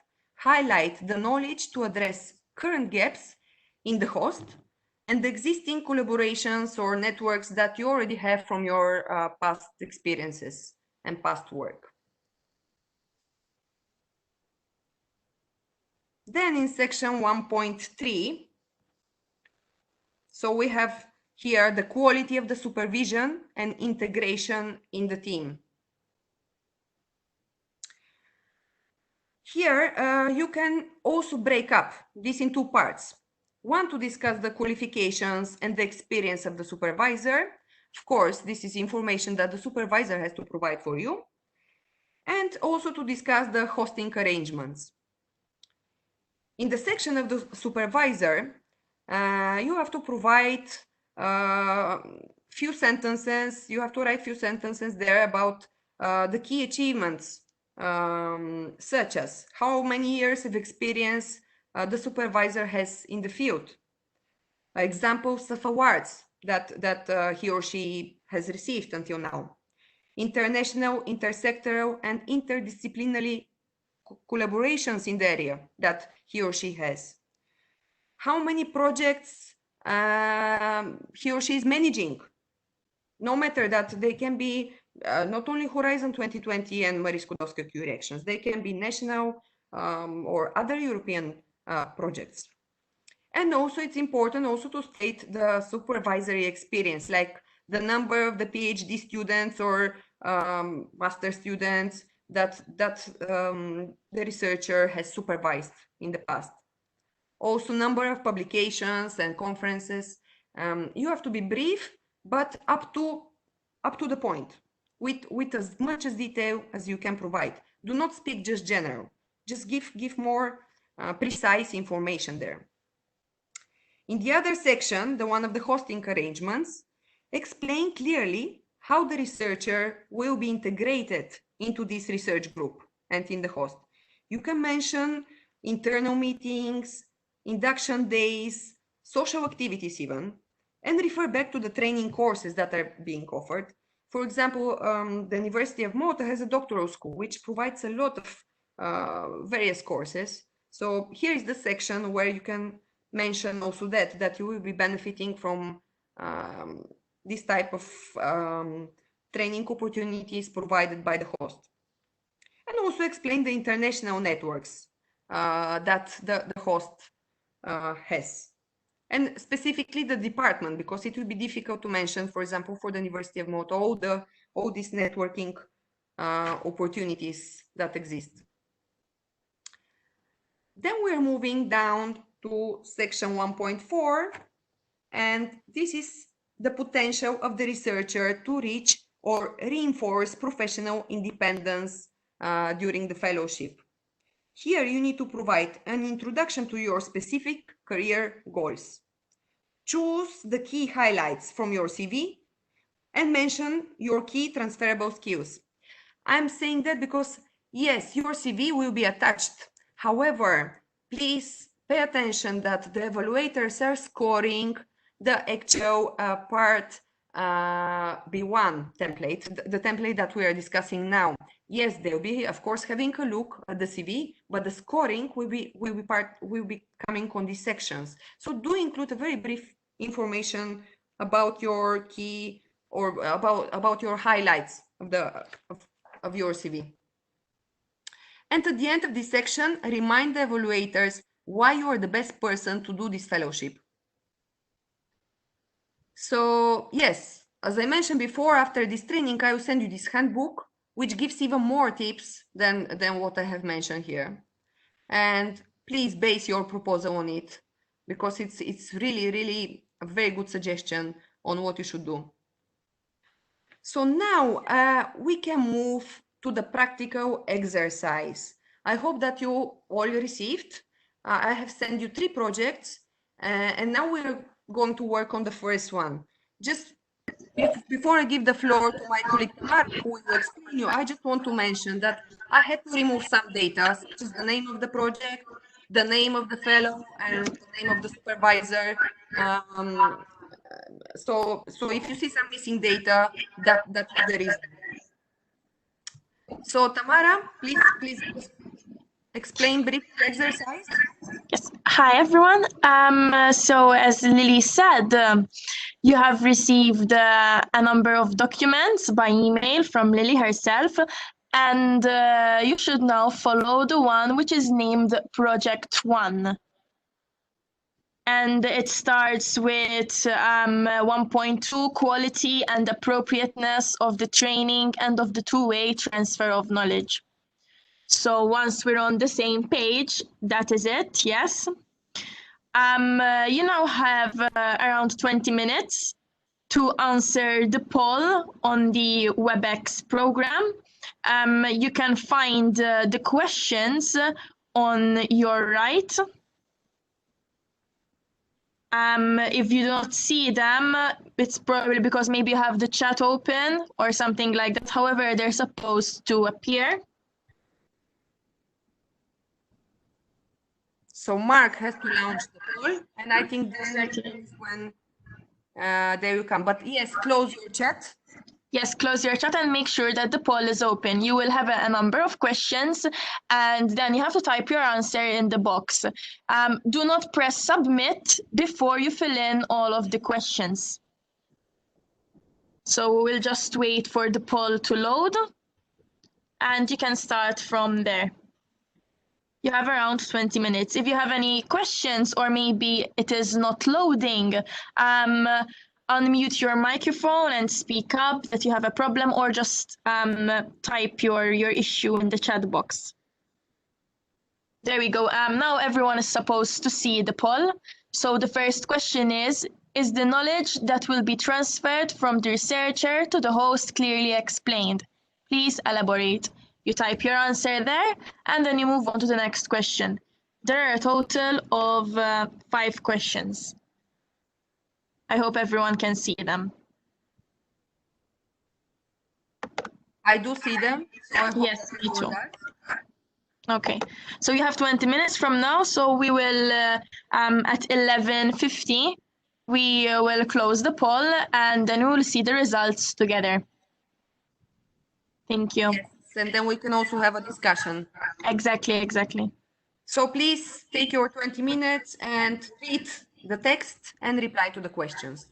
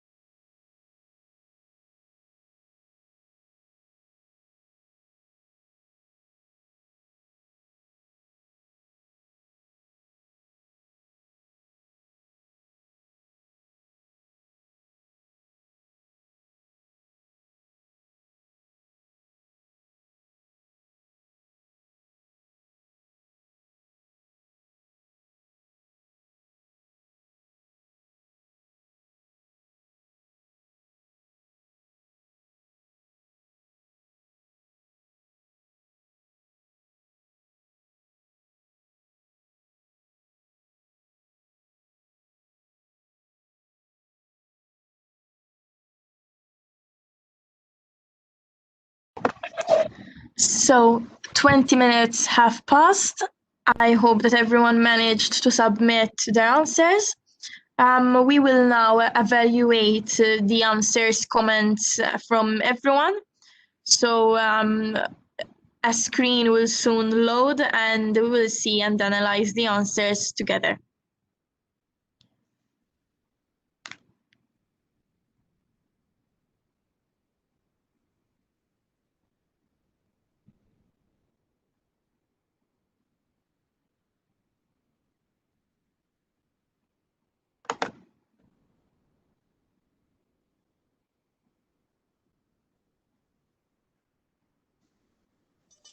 I hope everyone can see the screen now.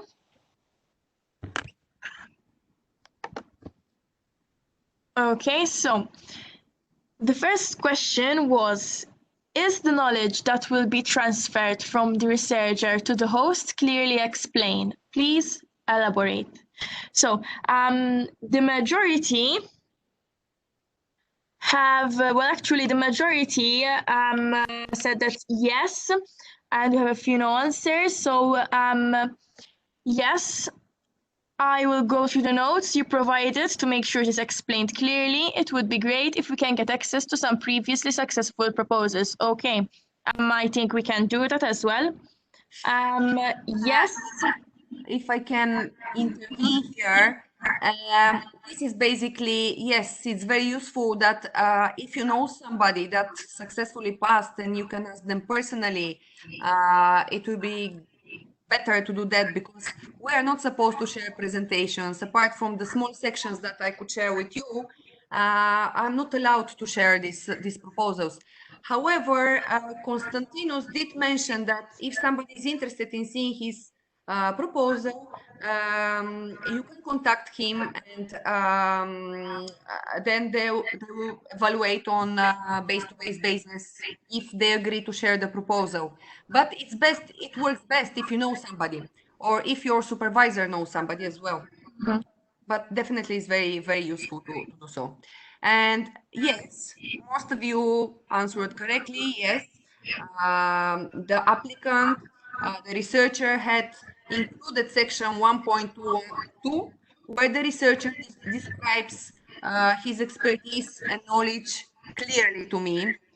Somebody did say that it looks like, rather than a transfer of knowledge paragraph, TOC stays for transfer of knowledge, and that it should be more focused on what misses in the host institution and how will the researcher fill these gaps.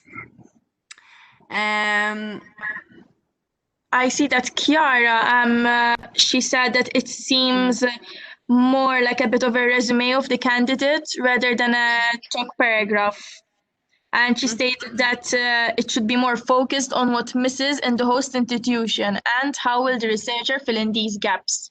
That's correct. But if it can be a combination of both, like stating his expertise and so on, and adding this, how the researcher will fill the gaps will be even better, yes. Because yes, this part was missing because he just mentioned his experience there, but he did not mention how the gaps of the host institution will be filled in through his experience. Mm-hmm. Let's move to question 2 now. Yes, and maybe a point that Alexander made, that the researcher mentioned the complementarity factor, that he brings in a certain amount of skills and different skills, which actually kind of boosts, let's say, his portfolio. Yes, very, very relevant comment as well. So the second question is the technical training that will be offered to the experienced researcher sufficiently described? Please elaborate. We have a mix of answers, yes and no. Yes, there is a complete description of the course of interest for the researcher. No, techniques are not well detailed. There's also, I think it is. So I think from this question, we have a mix of answers. Yes, no, and maybe. The researcher, yes, and we have one answer that it's kind of split into 3, that the researcher will gain important training in the neuroscience field whilst building on previous experience. The researcher will receive training on how to establish brain organoids in the lab by attending the EMBL symposium, and that the researcher will receive peer review training on successful grant writing and writing a research paper. So maybe if we could add some other comments. I believe that, yes, the majority, let's say that they said yes, but there are still quite of a mix of answers in this question. In my personal view, the researcher really well addressed this issue and explained the new techniques and expertise that he or she will gain. But yes, of course, as much as more detail you can provide, but keep in mind that you only have 10 pages for the whole proposal. So sometimes you see that something is not sufficient enough explained, but yeah, this section is very important. So the more detail you can include, the better. But for me, he covered the main points, let's say. Question 3. So, question 3, is the intersectoral or interdisciplinary aspect of the research explained? Please elaborate. Yes, I think everyone said yes in this question. The interdisciplinary aspect was clearly explained. This project will include more than 3 different areas of research, which is very good. Yes, as well, we have further answers that support the yes answer. So there's the scientific aspects of the EMBO, the laboratory leadership to develop management, leadership, and communication skills, how to give job seminars, write a proposal, and improve presentation and interview skills, peer review training, and ethics and intellectual property, patents, and technology transfer. I think everyone got this answer right, and the majority, actually everyone says yes.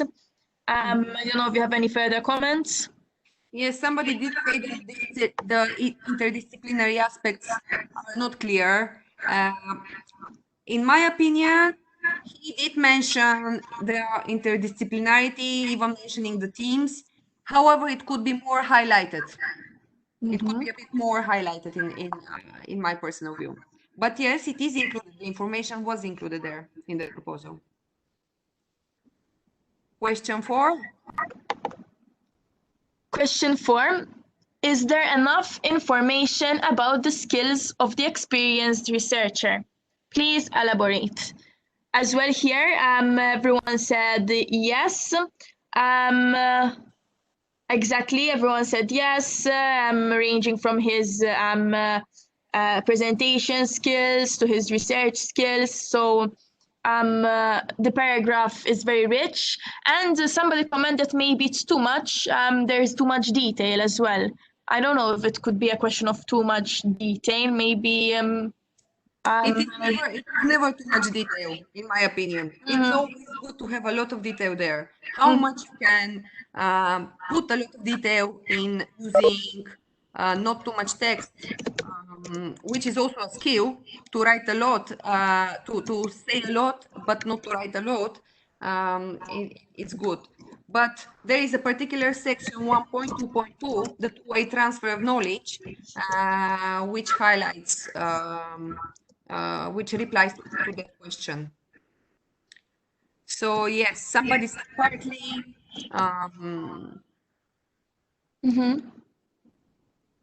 But more or less, keep in mind, this was actually a successful project. So it did pass the criteria of the evaluators. And do we have any comments on the 5th? Any other comments? Comments? I think all points were well addressed in this project. The socio-economic impact was not developed. You have a comment there. I feel the paragraphs should be more equilibrate.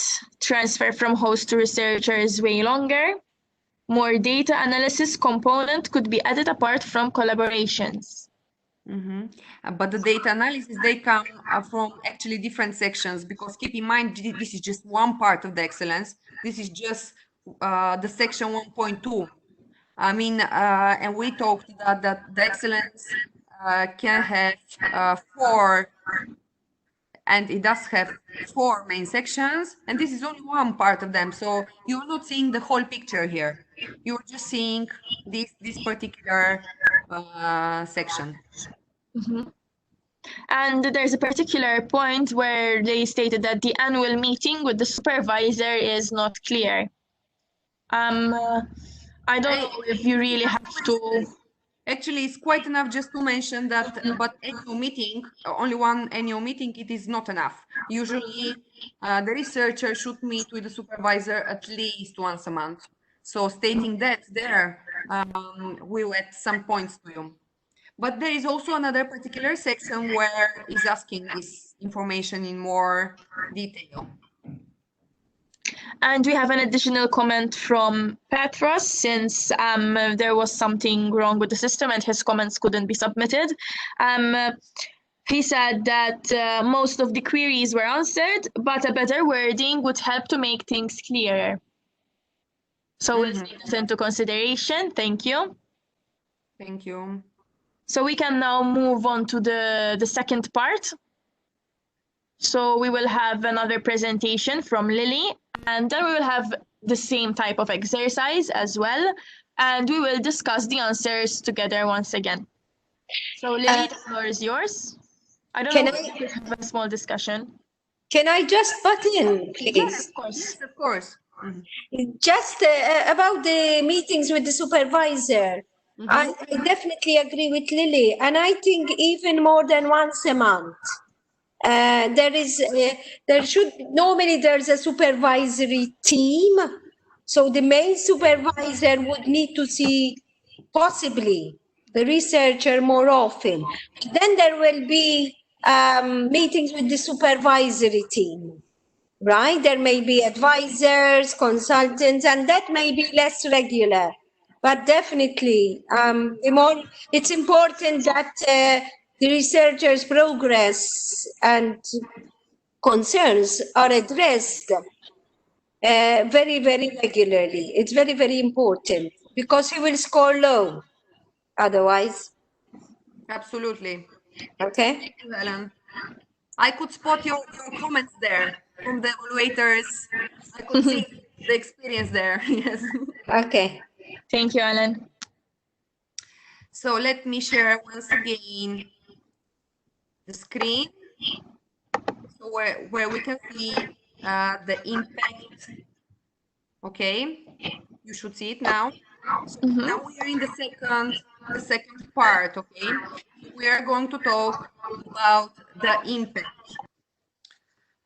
So in the impact section, you need to demonstrate the expected impacts at researcher level, at organizational level, and at systems level. So these are all things that are like highlighted in the call, actually, in the call text. So when you see the description of the call, you will see all these requirements. So at researcher level, you need to demonstrate the increased set of skills, both research-related and also the transferable ones, leading to improved employability and career prospects, both in and outside academia, if it's relevant for your research. Keep in mind that the fellowship at the end of the day has to boost your career. And greater contribution to the knowledge-based economy and society should be also highlighted here. At organizational level, you need to demonstrate in that section the enhanced cooperation and stronger networks that you are going to have during that fellowship and after. This can lead to potential other career prospects that you might have following the fellowship. Better transfer of knowledge, so between the sectors and disciplines. You have to highlight that, as well as boosting the R&I capacity between, if you have, for example, partner organizations, between the partner organizations and the host entity and yourself. At system level, you need to demonstrate increased international, interdisciplinary, and intersectoral mobility of the researchers in Europe, as well as strengthening the European human capital, better communication of R&I results to society as well.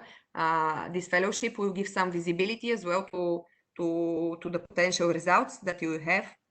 And this will also increase the attractiveness of the European attractiveness as leading destination for R&I. So you have to touch on all these points here. So just moving right to the template, in section 2.1, these were some general comments for the whole impact section. And moving down to subsection 2.1, which is about enhancing the future career prospects of the researcher after the fellowship. Here you need to show how the skills and the experience will improve your employability and your career prospects both in and outside academia. Here you have to refer to policies and articles in your specific area calling for better skills and knowledge. Give specific examples of your career opportunities and in the academic and non-academic sectors, and highlight the impact of the intersectoral interdisciplinary collaborations made during the fellowships. Also describe if the collaboration will allow for higher impact R&I outputs. Another tip is to mention that you foresee, after this fellowship is over, that you foresee a ERC starting grant application. Usually this is also very much liked by the evaluators and by the commission. Of course, if you really intend to do so, but just to mention here that fellows that were successful in the individual fellowship, when they apply for ERC starting grant, they have actually a much higher success rate. So it's like a step-by-step procedure. First, the prestigious MCSA grant, and then ERC starting grant, it's even more prestigious. Then there is, of course, other types of ERC grants that you can look forward in the future. In this section, you should also remind to the evaluators the importance of your research in addressing a challenge at a European or global level. For example, you can link your project to the Green Deal priority. The Green Deal is very popular priority now of the Commission, or the COVID-19. If your the pandemic situation, if of course your research is related to it, and use numbers to highlight the problem, and refer to important policies. For example, the United Nations Sustainable Development Goals. You can pinpoint where exactly your research is fitting in one of the United Nations Sustainable Development Goals. This is also very much appreciated usually by the evaluators. Moving down to section 2.2, you need here to talk about the quality of the proposed measures to exploit and disseminate the project results. As an introduction to this section, remind the evaluators what the key project's results will be. For example, prototype, guidelines, standards, feasibility study, and after describing the key results in the introduction, split the section in two parts. So you can have 2.2.1, dissemination of the project results to target audiences, and 2.2.2, exploitation of the project results. So in this way, you will address these things that are basically you see also on the described on the template clearly in two separate subsections. In 2.2.1, the dissemination of the project results to target audience, detail the dissemination activities you will use, such as conferences, industry events, journal publications, workshops, social media, website, trade shows, and so on. Describe who will be interested in the results and why.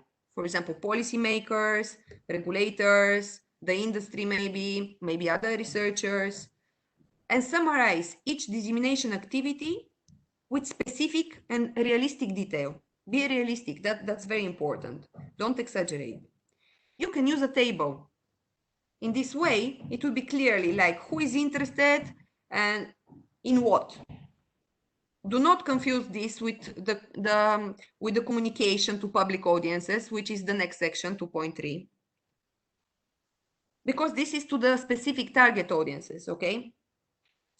And any activities that you mention here should be included in the work packages table and the Gantt chart. We'll go in section 3 talking about the Gantt chart, but it is actually a requirement to have a Gantt chart. It's part of the template as well. Then in section 2.2.2, you should address what is the benefit of exploiting the result.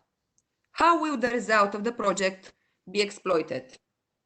Describe the potential exploitation methods of your project results that will be used, and also the impact of the method on the target user. What will be the impact? Describe briefly as well this in this subsection 2.2.2. Then we move to section 2.3, which is quality of the proposed measures to communicate the project activities to different target audiences. Here you can include different types of audiences, such as, for example, university or school students, community groups, end users, general public. I mean, whatever comes to your mind that is relevant to your project, you can split those in different target audiences. Then you need to describe the communication channels that you will be using, such as the public events, TV and radio programs, magazines. We also in Malta have Science in the City event, which happens usually at the end of September. This year is not going to happen at the end of September because of the COVID situation. It will happen in November, but this is the so-called night event that is happening around Europe. So you can mention also that as promotion and communication channel. Again, you can use a table here. It will save you some space. You will need to reply to some questions in your description text. And these questions are, what are the key messages you wish to communicate to the different audiences? How does the actions work relate to our everyday life, to the everyday life of the citizens? Why does the target audiences need to know about this section? I mean, you have to be clear. What is the added value of your project? Keep in mind that this section has 30% weighting. It's important that you score. I'm highlighting this once again. Very good in all the sections. In all the you have auto it's 30 and excellence is 50. Please do not underestimate. And now let's go again to the practical exercise. You need to open project 2. Project 2 is very short, okay? So basically, I'm sorry about this, but I had to delete here some things so that you could not see the name of the people that are mentioned there or the name of the institutions. But we have here a very short part, so I think probably 15 minutes will be enough. Tamara? Hi, so this is the second exercise that we'll be doing. It's on impact. As you can see, it starts with enhancing the future career prospects of the researcher after the fellowship. This document is found on the very same email that Lily has sent you. And we will now have around 20 minutes, 15 minutes actually this time, to answer the 5 questions which are displayed right now on the poll. I hope that everyone can see them. So on the poll, we're all 20 minutes, but please fix it in 15 minutes because the text is very short. Exactly. So it will be enough. And since we are a bit late on the agenda, 15 minutes will be enough. Exactly. It's only a 1-pager, so it should be quite quick to answer. Do you see the okay, now I see the questions as well. So yes. Seeing them. See you again in 15 minutes. See you in 15 minutes.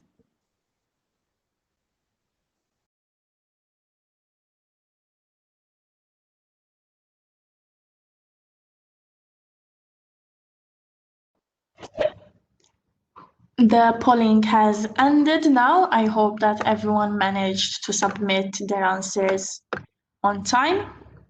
We will be analyzing the answers shortly. We'll just wait for the system to load up and display everyone's answer on the screen like we did previously. If you have any further comments, do not hesitate and write on the chat. We will address them. So for the time being, we'll wait a bit for the answers to load.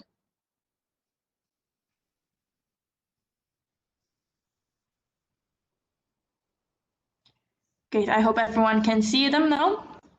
Let's start with the first question. Is the expected impact of the planned research and training clearly explained?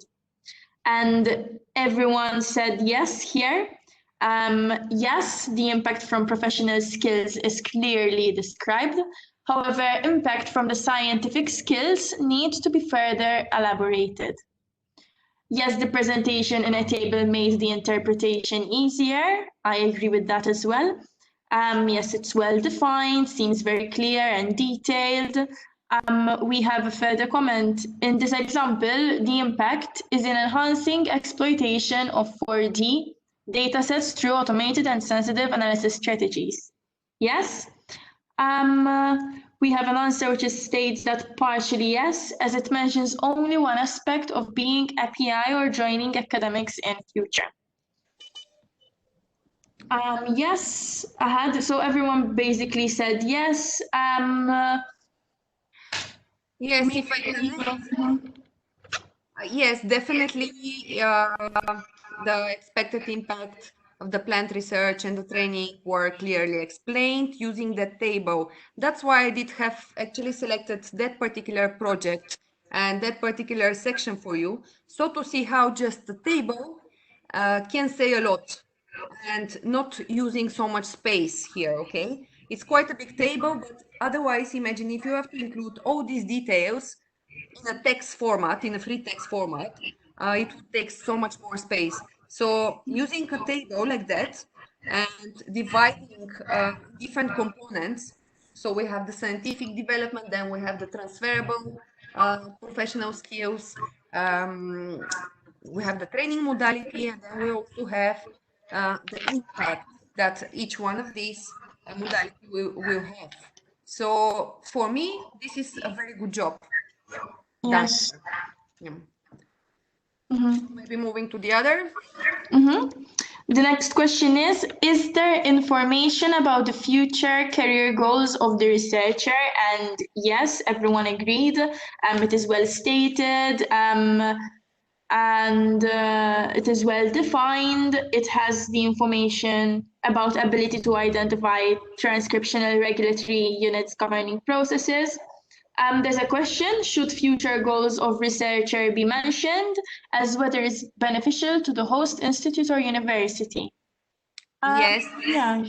Yes, it's very good to mention the future goals. You should actually mention the future goals. It might otherwise come as a negative comment by the evaluators if you don't. So yes, you have to state that you're ambitious, you're looking into a good career after the fellowship.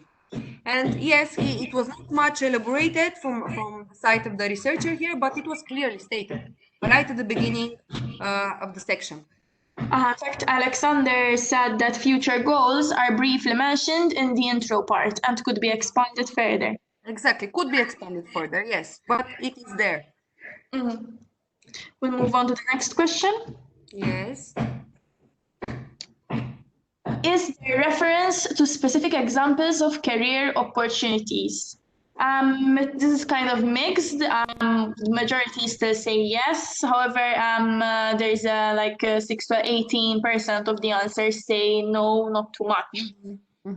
I agree. For me, it's not specific enough because the research only mentions on lab and tenure track position, but it could be more specific than that, like aiming for a position at this place, or it could be a bit more elaborated, a bit more specific than that.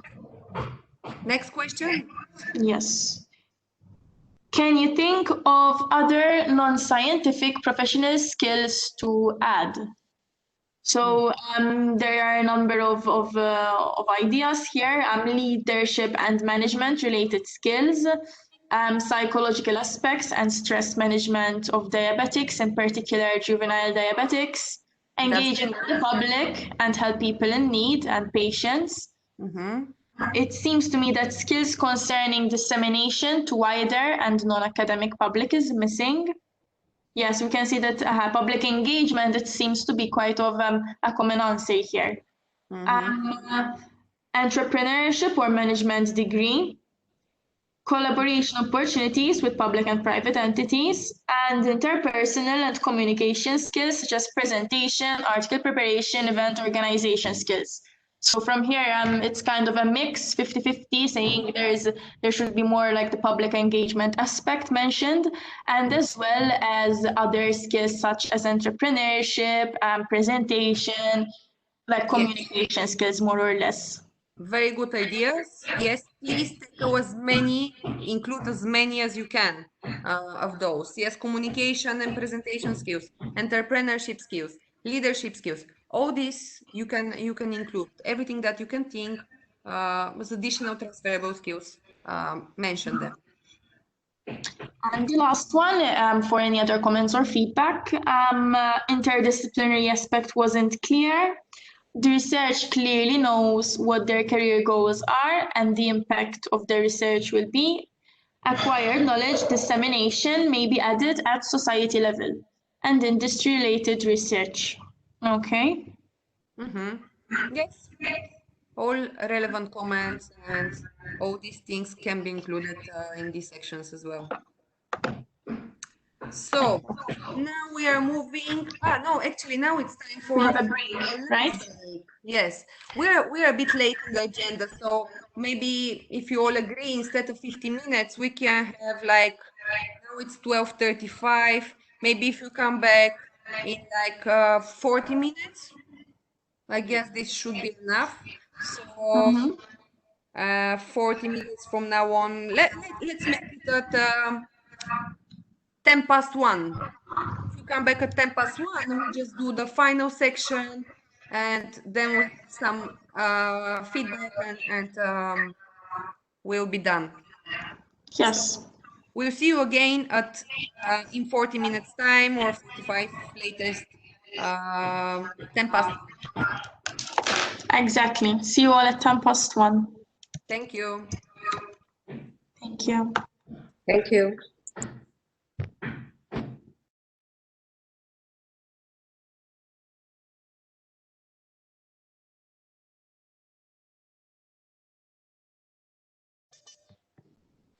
Hello again, everyone. I hope that you had a good lunch and you are recharged for this last session of today's training, where we are going to talk about the implementation section. Please excuse me if you hear any background noises, but there is some construction work going on around, so I hope it does not disturb too much, at least the sound. So just because there was a question from Dr. Garg. First of all, congratulations to him, because he has 3 fellows that he's going to supervise. So congratulations for that. And the question was,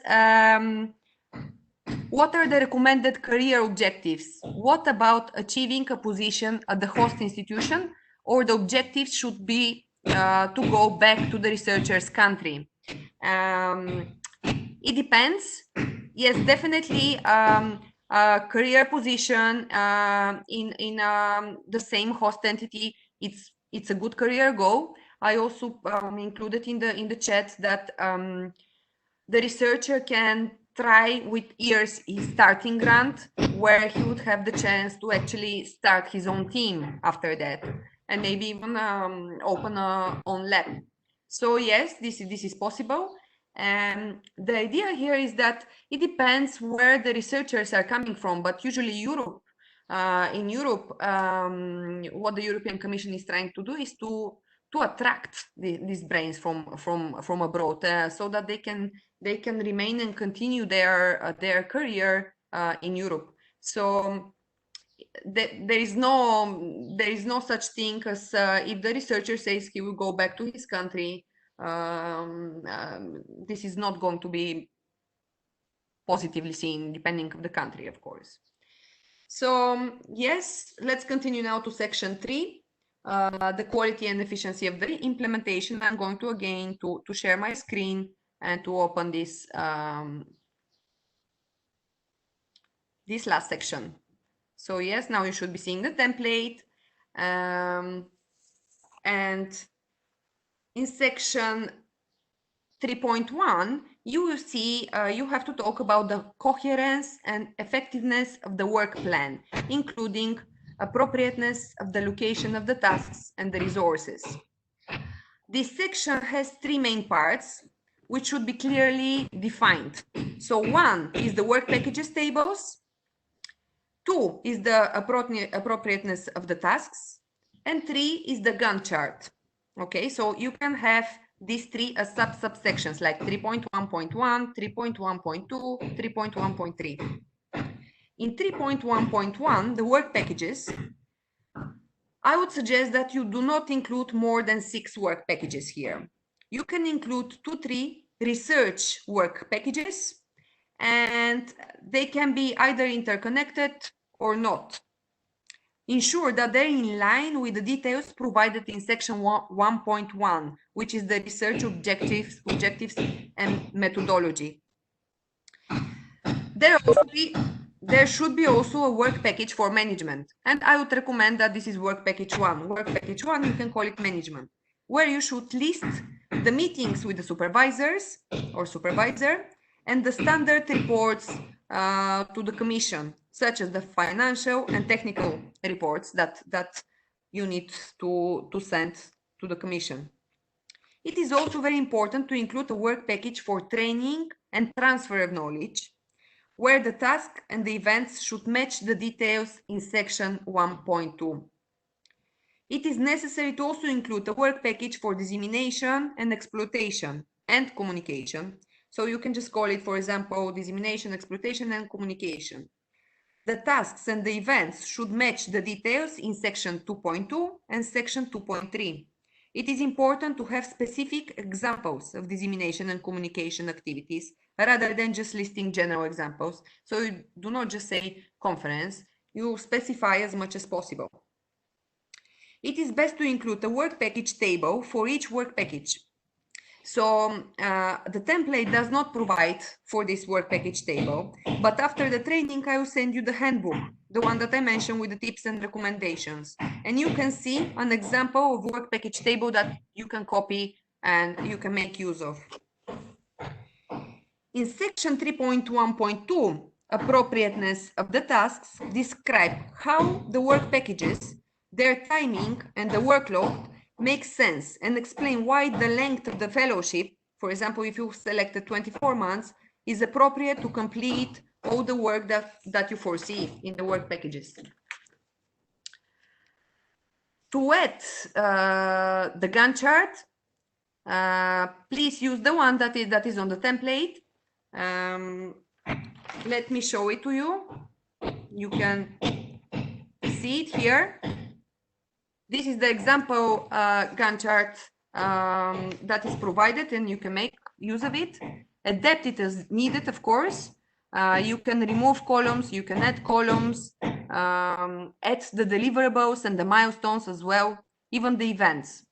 You can use colors, for example, to different color. One color that is for the deliverables, one that is for the milestones. I have seen very, very detailed, actually, Gantt charts of successful applications. Some are, and then I've seen some that are very basic, like this one here. But most of the successful, actually, projects have a very detailed Gantt chart. And make sure that all the detail that you're including is met in the application is matching this Gantt chart, okay? So if you are saying that you're organizing a conference, let's say in month 10, make sure that in the Gantt chart is rightly pointed month 10, you know, because also the evaluators look for that. Then in section 3.2, so we're going back here. Okay, down. In section 3.2, you are required to provide information about the appropriateness of the management structure and the procedures, including the risk management. Clearly show you are addressing everything requested by providing bold headings. For example, you can have bold headings on progress and progress monitoring and management structure, another one on support services provided by the host institution, and another one on the risks and the contingency plans.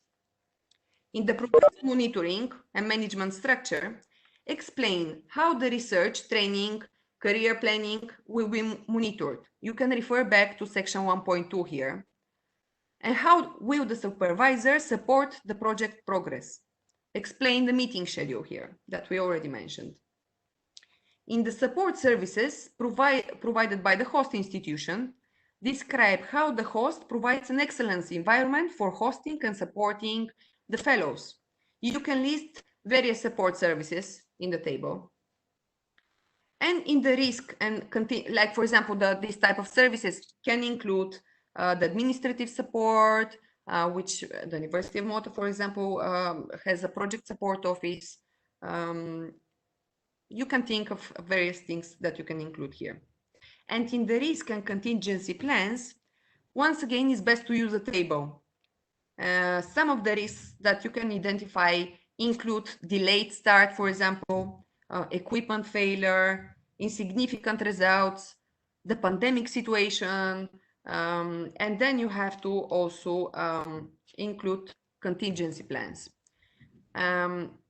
You can also include here you can highlight the likelihood of this risk happening. You can use, for example, low, medium, and high. Again, you can have this like a separate column in the table.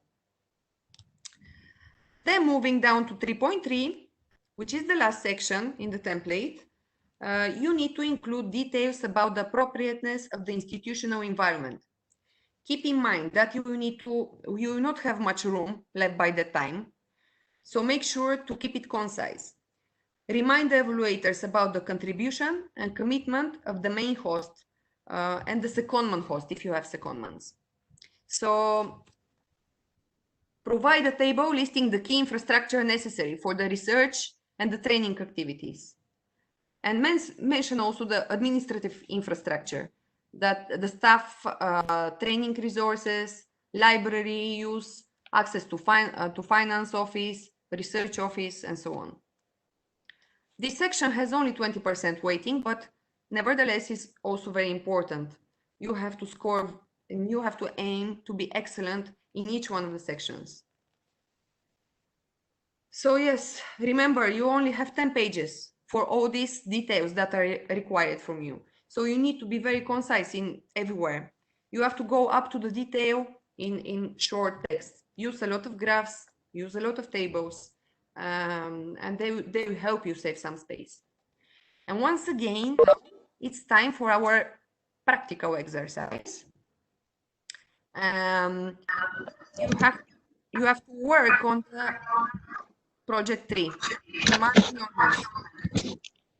So, as Lily said, kindly open the document that you've received to help you understand which one. It starts with 3.2, appropriateness of the management structure and procedures, including risk management.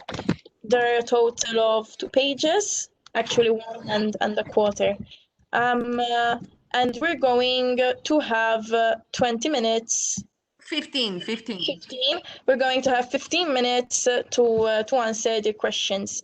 They are found on the right-hand side of the screen, and there are a total of 5 questions. If you have any problems trying to access it, kindly let us know in the chat. Mm-hmm. So there they are. The first question is the organization and management structure sufficiently explained? So that is what you will see on the screen. You have a total of 15 minutes. And you can start reading the text. Thank you.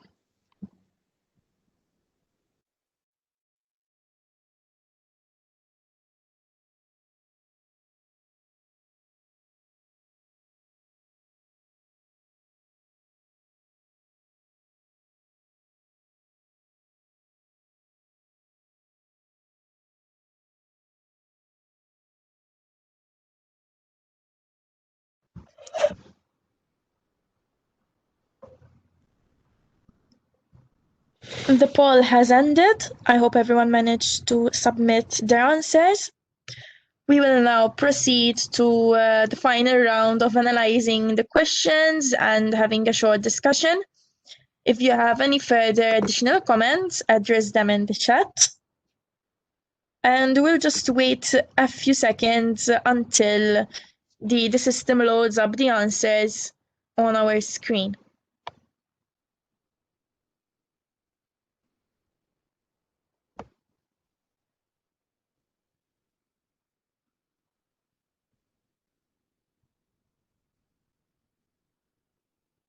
Great, I hope everyone can see them.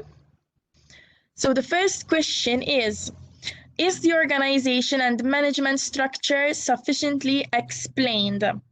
There is a mixture of answers, yes and no, but the majority said yes. One comment was from Alexander, said that no, the organization and management structure is not explained well. And the rest said yes. However, it would be better if the research has also specified why the organization is the most suitable place for the proposed project. That's a very valid point. Yes, the Grant Management Office, Research Operations Office, both of them support researchers and make collaboration with monitoring and training group to evaluate the action activities. Partly yes. So in light of the management of the time, equipment and personnel allocated for each research work package are reflected in monthly meetings with the profs, as well as meetings every 2 months with monitoring and training group, to assess if research and trainings are being delivered according to the planned schedule, as well as to get feedback and discuss alternative routes. And the outcomes from the monitoring, the answer seems to have stopped, but the outcomes from the monitoring. Yes, if I comment here, there is a comment that somebody suggested that maybe they could use a graph. Yes, maybe it could be better because yes, the information is provided in the specific section, the dedicated section about organization, management, structure, and progress monitoring. However, it can be a bit confusing the way that the researcher explained it. And yes, maybe using a graph or a table, you know, maybe it could be better in that phase, in that means. But yes, there is the monthly meetings, and there is a specific monitoring and training group. Overall, the researcher did explain and did include some information about it. But yes, I agree with the comments provided there. We move to question 2. Exactly. Are there progress monitoring mechanisms in place? Yes, the majority said yes, and there's also partly yes. For the ones which said no, there's no specific answer, just a simple no. Maybe we could further elaborate on that if you could maybe provide a bit more why. However, the majority said yes, monthly meetings shall be organized for monitoring purposes. However, additional measures for day-to-day monitoring should be considered. Yes, a proper monitoring and training group was in place. Yes, they are. The research will have a specific meeting group focused on this part of the project. Yes. And there's a question. Dr. N and Dr. F are listed here. Does he need to provide their details or introductions elsewhere as well? Are only their names sufficient? Where do you see this question? Because I don't see it at the moment. It's the third, it's like 1, 2, 3, it's the 5th line. Yes, I have a question here. Dr. N and Dr. F. Dr. Lalit Garg said that. There you are. Okay. Are listed here. Does she need to provide their details or introduction elsewhere as well? Are only their names sufficient? Yeah, their names and also place the entity. They might be not the same entity because they might be co-supervisors. Overall, these names should be also mentioned in other sections probably, not only in the monitoring, but more about the supervision. To be honest, I did not see these names mentioned in another part of the application, but there are sections where, yes, the whole thing can be explained, and yes, there it would be good that they should include more detail. There's also another comment.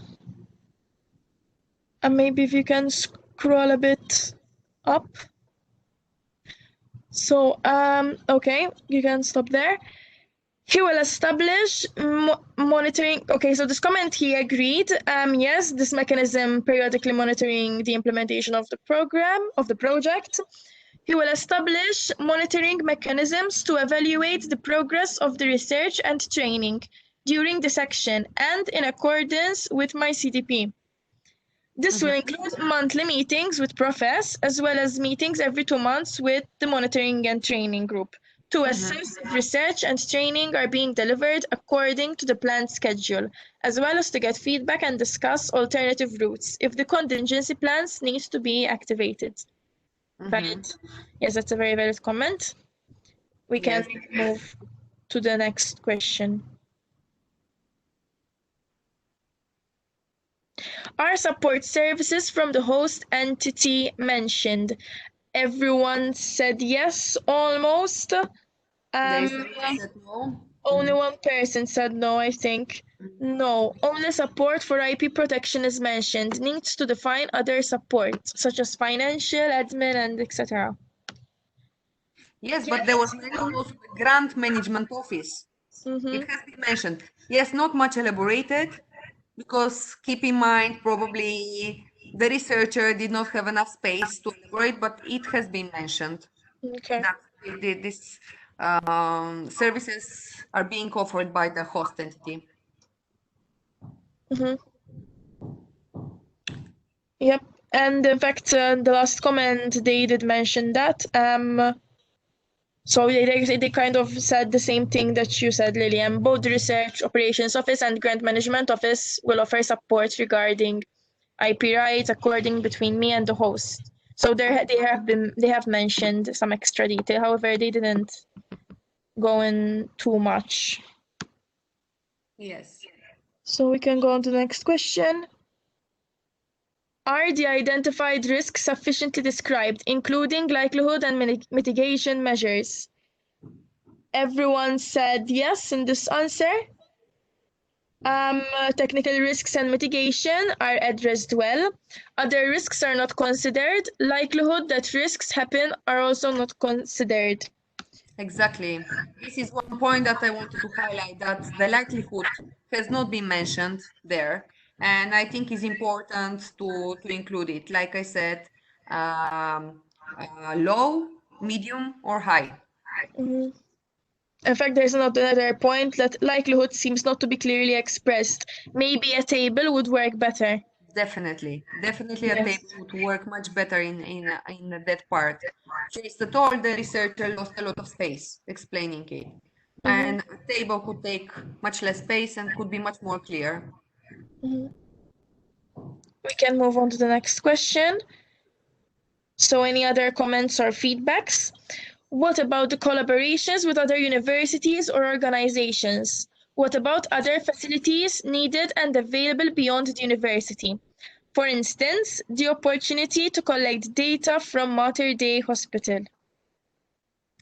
Yes, there are, but however, different sections that you can include this. If you have, like, you can be sent on a secondment or short visit to Mater Dei. Secondment, maybe it's not necessary because the University of Malta is just next to Mater Dei, but depending if there is another supervisor who can co-supervise there, this can be also listed as a secondment. or just short visit, how long time the researcher will need to collect that data or to access this data from there. But this can be explained in other sections. And yes, deliberation should be explained. And just one last comment, that the last line about administrative and supervisional constraints is not clear. So it's on the last line. Yes, I agree. No, it's just one sentence. Yes, true. So thank you for your comments. I don't believe that there are any other additional comments, even in the chat box. I don't see any other additional comments. If has any questions or some additional comments, please, now is the time to do so. Yes. Raise them at the moment. If it's not the case, we're going to launch a very brief survey just towards the end. But let's wait for any questions, just a few seconds or a minute.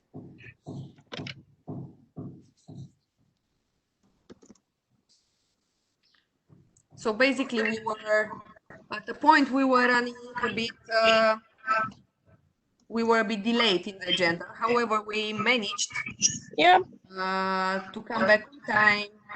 And like I said, we'll be concluding by 2 o'clock.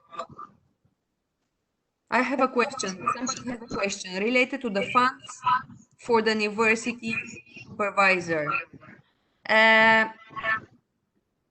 Yes, the funds should be like, I mean, you can highlight if, for example, you received other grants, if you're managing other projects or you did in the past, it's very relevant that this should be stated, especially for the supervisor, yes, in this case. What if the project needs expensive equipment? Well, this fund, the unit costs will not, you will not manage to cover expensive equipment. You can use the research, the institutional unit cost, the research part of 800 euros per month to buy some equipment that is necessary for the project. But if it's expensive, you should look just for other funds like structural funds or the university maybe is capable to cover some expenses. But unfortunately, this project, this action, the Marie Curie actions, do not cover expensive infrastructure. Can we mention this other application? Can I butt in? Yes, you definitely can mention this other funds in the application. Yes. Can I comment here? Yes, please. Yes. I think this is why there are the opportunities for secondment. Very often researchers go to another center if they have equipment that is required that he or she may not have at the host institution, and that's acceptable. You could collect data while being on secondment, some of the data. Absolutely, yes. So they need to think laterally and see how they can make sure that the equipment that they need will be available one way or another. Yes, absolutely. Like, for example, if there is another entity that has this equipment, the researcher can go for some time as part of the secondment and make use of it there. Okay, I think we do not have any more questions now. Can I come in with a follow-up question, Lily? Yes. The secondment must be specifically for gathering that data, or can it be a secondary activity of the secondment? It can be either for gathering data or for using equipment, or for like a supervisor would, a different supervisor from that entity would have some kind of experience that the researcher will benefit from. It really depends of the needs of the research project itself. Basically, it's very flexible for what you can use the secondments. There is another question. What about patents? Will they be positively We will be positive to mention the plans for applying patents, definitely. Yes. If you envisage applying for patents, mention this in the application, it will be definitely positively evaluated. Okay, because being from the university, I realized sometimes patents are considered negative in the sense these are not putting the research outcome in public domain. So I just wanted to be sure about the policy of this. No, the Commission does not have such restrictions, and maybe Helen can jump in here, but as far as I know, patents are positively evaluated. Yes, basically, patents are definitely positively evaluated. And indeed, the Commission, actually, it's obligatory that you have open access. And there could be a repository, or, you know, even if you publish articles, they have to be in an open access journal. But that does not exclude you from filing patents. Absolutely. So you can do both. Okay, and just wonder one more question. Where is the best place to mention about collaborations? Like sometimes the decision of going for a particular university is not just the university. It might be outside facilities, or its collaboration with industry nearby and all these. So where might that be? For example, here, University of Malta has a good relationship with Mater Dei Hospital. So the decision might be to come here because Mater Dei Hospital has good facilities. So where we can mention that, or which will be the best place to mention in the application? You have to mention it almost everywhere, starting even from the excellence part, where you are going to talk about collaborations and the secondments and the visits and so on. You have to start mentioning it there if such thing is envisaged. Then even in section 2, where is the impact? Yes, what will be the impact even to the entity of this researcher doing that? And the other way, what will be the impact to the researcher using these facilities, for example, at Mater Dei? And then once again, in the implementation section, where you have to you have to plan when exactly this researcher will be visiting, in which month, how long time, and so on. Who will be supervising him there as well? So throughout the whole application, actually. Okay, that's great. Thank you.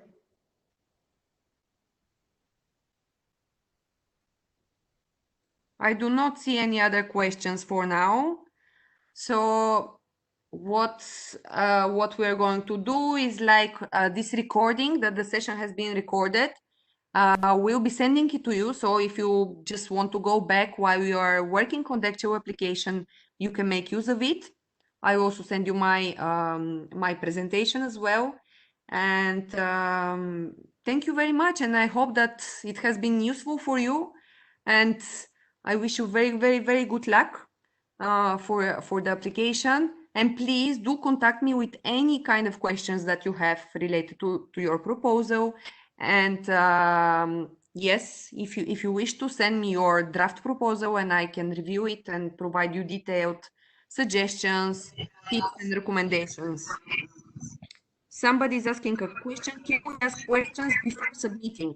Let's say during application preparation, because during this period we may, yes, definitely. You can contact me at any time. Just please don't wait until the last moment, because it may be that I'm not even at the office and this last day will be crazy. So do not do that. Contact me in advance as much as you can.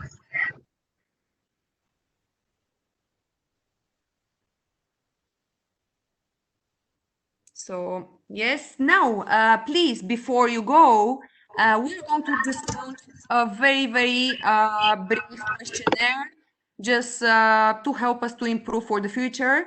To be honest, this was the first type of MSCA individual fellowship proposal writing template that we have organized. And definitely, I'm sure that there is room for improvement. Hopefully next year, if we repeat it, it can be even a physical training, maybe a full day training with more hands-on exercises. Today we had limited time. It's somehow it's tiring even to spend all the day in front of the computer. And let's see how we can improve. And thank you very much for your participation. Thank you very much, Helen, for your insights and for your contribution throughout the training.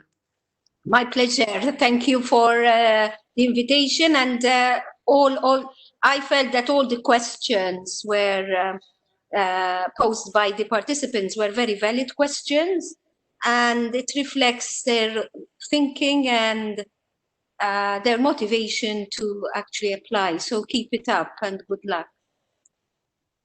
Thank you very much. Yes, I also think that the participants had very, very valid comments and questions. And yes, very good luck to everyone. And do not give up if you're not successful this year. You can resubmit.